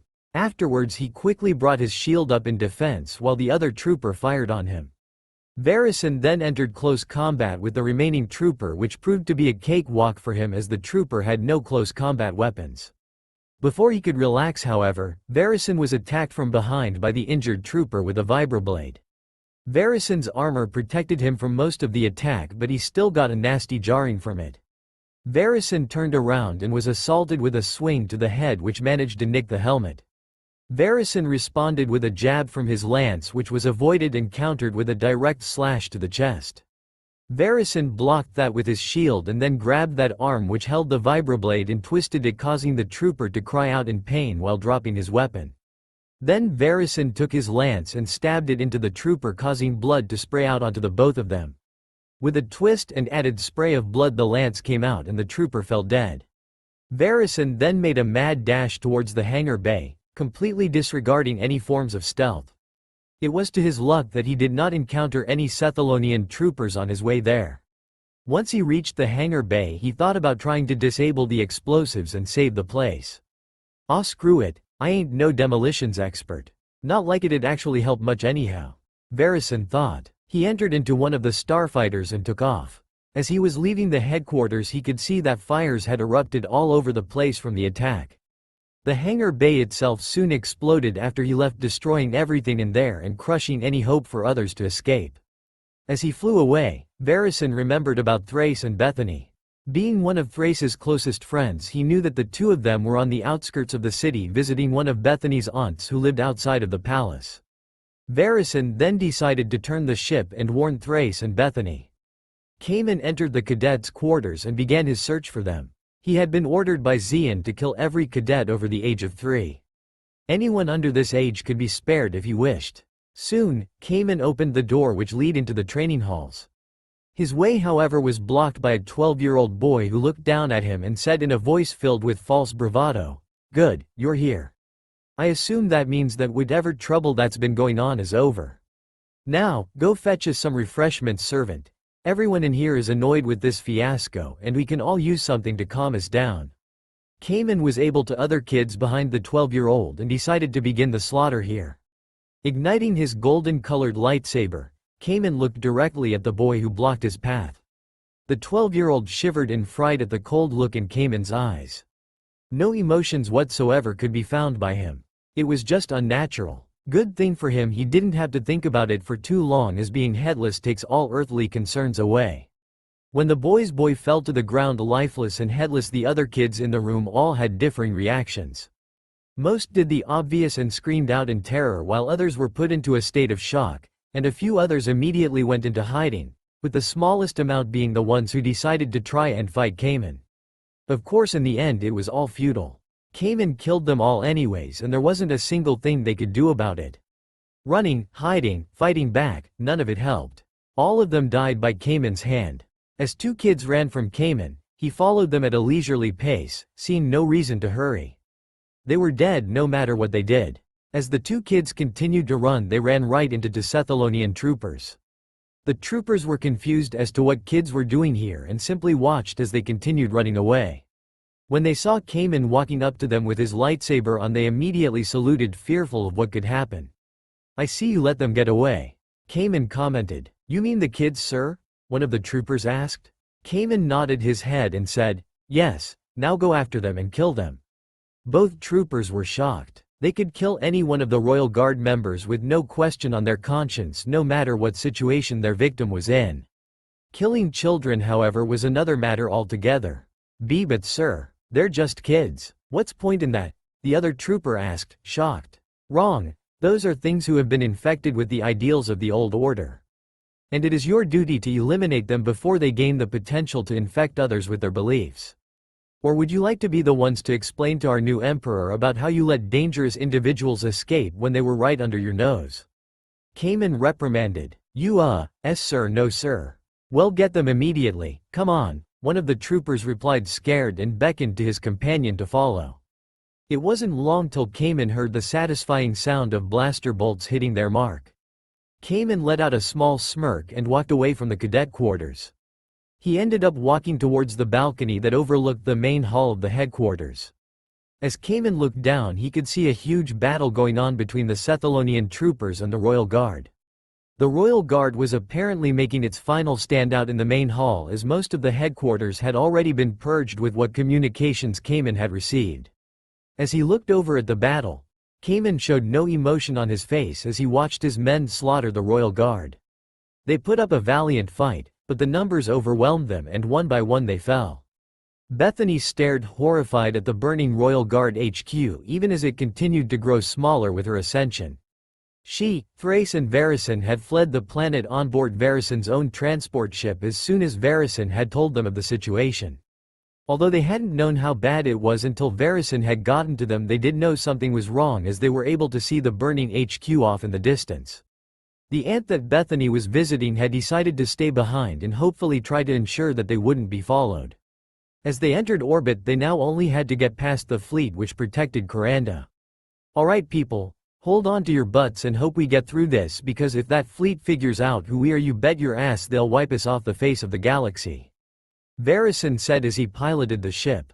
Varison piloted a Bartle-class 48C shuttle which was reminiscent of a manta ray. It was 60 meters in length and had a 2.0 class hyperdrive. It was also a very reliable ship in terms of maneuvering and speed.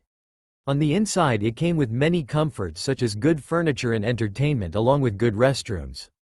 It was a ship that only people on the higher end of society could afford. As it moved past the fleet, several men who were in the flagship looked out at it. "Wow, now there's a ship. Man, what I wouldn't give to own one of those." The officer spoke to his fellows who nodded in agreement. "What's going on here? Why aren't you at your stations?" the fleet commander said up from behind them, scaring them into attention. Sorry sir, but there hasn't been much activity as of late. We haven't had anything interesting to do for a while, sir," one of the officers replied. "So, you think that gives you the reason to slack off on your duties without any sort of permission?" "Well, wrong," the fleet commander yelled. "You guys are so getting cower. Wait a minute, I think I've seen that ship before." The fleet commander then took out a list composed of all the ships that Xian didn't want getting past the fleet. He began looking through it and eventually found the same exact ship on the list. "You bloodly morons. You let one of the Royal Guard's ships pass through. There could have been a royal family member on board." The fleet commander yelled furiously at the officers. The fleet commander then turned around and began issuing orders to the rest of the bridge crew. "Don't let that ship escape. Shoot it down now. Alert the rest of the fleet. Scramble the starfighters, goddammit," he said. Meanwhile, back with Varison and friends, Varison was starting to slowly relax as nothing had come after them yet. Thrace was watching the monitors to make sure that they weren't surprised by anything the fleet might do. "So, any idea where we're going to go, Varison?" Thrace asked. "Yeah, there's an outpost on the edge of Sethalonian territory that's run by a good friend of mine within the military. He's loyal to the family, so we should be safe with him, and with its minor status I'm pretty sure that whoever started this coup would have overlooked this place. First of all, let's just concentrate on getting past the fleet and out of range of the planet," Varison replied. Thrace nodded and went back to monitoring for enemies, and it wasn't a moment too soon as the monitors picked up starfighters coming in from behind them. "Varison, we've got starfighters coming in from behind us," Thrace warned him. "Aw damn it. And this ship doesn't have any weapons too. Shit." Varison then picked up a speaker and said, "Attention all passengers, this is your captain speaking. Just want to let you know that we are about to enter into some extreme flight maneuvers, so please fasten your seatbelts and hold on tight.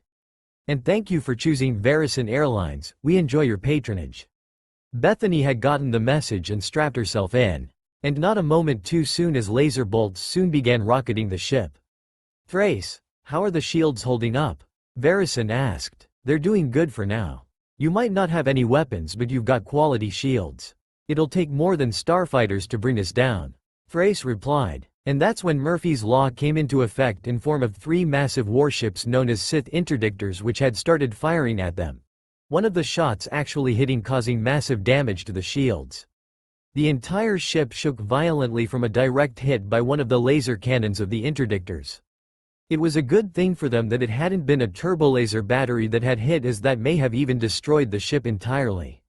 "Shit, what's the damage, Thrace?" Varison yelled out. "One of our engines is gone. The shields are only at 50% of power, and it's possible that the generator may have sustained minimal damage as well," Thrace responded worriedly. Damn it, Varison cursed. At 50%, the shields were now susceptible to damage from the starfighters, and even with all the evasive maneuvers that he was employing, the amount of fighters only continued to increase. And their fire was becoming more and more accurate. And just when Varison thought that his problems couldn't get any worse, two more Sith interdictors showed up in front of him and began firing. Son of a wait a minute, this could work. Varison cursed out before gaining a new idea. Wait, what kid, what are you doing? Why are we slowing down? And getting closer to the warships? And not turning the other way? Thrace yelled out the last part. You'll see, Varison said with a smirk as he increased his speed while carefully aiming down towards the open space that was where ideally a hull should have been on the interdictor's right as they passed by each other. In the future, Thrace would always come to wonder how they had survived this ordeal. In the end, he just summed it up to the divine providence of luck. Varison made it through both interdictors at the perfect moment and immediately went full throttle on the engines, getting the ship fly as fast as it could before jumping into hyperspace and escaping the grasp of Xian's men. Fuck, the fleet commander yelled as they got away. He was so getting fired for this, if he was lucky. A huge crowd had gathered in front of the palace by order of the king. The crowd was composed of the people who lived on Kuranda and a few of Naruto's men hidden amongst them. Most of the people there were extremely confused. All of them had seen the burning Royal Guard HQ, and while most were quite happy to see the place burn, they were all wondering why it had happened. They knew it was no accident, as there had been eyewitness reports of troops entering the building getting rid of any such notion. The gathering was being broadcast all over the Sethalonian kingdom, hence the presence of all the hovercams. Soon enough people were able to see figures walking towards the balcony. When they finally were able to get a good look at them, everyone recognized the figure on the left to be Thrawn, but the figure who was in the center, they had no clue as to who he was, but they were intimidated by his outfit, which consisted of dark robes with armor over it and a mask covering the figure's face. It was only when he spoke that everyone recognized him to be Xian, the royal advisor. Attention, good people of the Sethalonian kingdom. I am sure that you are all curious about the events that happened last night. Well, let me be the first one to say it. The royal family and its tyrannical rule has ended. They and their allies are dead. What you witnessed last night was a cleansing of the kingdom from those wretched monsters. Quote, this news was greeted with a shocked silence at first. Not a single person in the crowd, or indeed all throughout the Sethalonian kingdom, was able to say a word. And what could they say? They had been under the tyrannical rule of the royal family for so long that they never dreamed that a day would come when they would be free of them. It was then that Xian's men who were planted within the crowd began to act. They began cheering and clapping, voicing out their happiness at being freed, and gradually it spread out to everyone else until the entire crowd was cheering. With the crowd's cheering being broadcast throughout the Sethalonian kingdom, it wasn't long before the entirety of the kingdom was happy cheering at the news. Xian, who once more donned the robe of Darth Revan, smiled underneath his mask and spoke again. First of all, I would like to commend the heroic actions of our proud and powerful military, for without their brave and noble actions this would not have been possible. Second, it has come to my attention that the Sethalonian kingdom has been failing. This was a fact that everyone knew, but it raised curiosity as to why Xian brought it up. As of now, in order for the people to once again prosper and live in security, I have decided to reform the Sethalonian kingdom into the Sith Empire. This news was met with a mixture of emotions, shock and fear being the most predominant. Most people felt that with Xian announcing the reformation that he was going to seize power and that they would all now just be under the rule of a new dictator. They were completely right, but Xian's actions in trying to help the populace of the Sethalonian kingdom, like organizing food drives, increasing the recruitment of troops, thus supplying more jobs, and public denouncing of the royalty, had earned him the favor of many people. Which was why they weren't all in a mass panic right now. Thrawn took this as his cue to speak and stepped forward, yelling out, "All hail Xian, Emperor of our new Sith Empire." And just like that, Xian's men within the crowd also began cheering, crying out, "All hail Xian," gradually inflicting a mob mentality upon the crowd as they too began to cheer. "All hail Xian, all hail Xian, all hail Xian," was the enormous roar of the crowd. Xian smiled triumphantly beneath his mask as he relished in the control that he now had. A Centurion-class battlecruiser along with its escort of two Sith interdictors could be seen in space. On board the command bridge Xian stood, dressed up in the robes of Darth Revan. He truly looked like a Dark Lord of the Sith, and it also made sure no one questioned his orders, as it did a very good job of intimidating others. Soon enough, Xian's apprentice Kamen, or Darth Cathras as he could now be called, stood beside him and looked out towards the object which held his master's attention. Out in front of them was the massive piping of the Star Forge, which had been completed. Now other parts of the Star Forge were now being built, like the metal plating and such. And with the hundreds of ships which now crowded around the Star Forge aiding in its construction, progress could be easily seen. Xian crossed his arms in satisfaction as the master and apprentice looked out at the strategic weapon of war being built.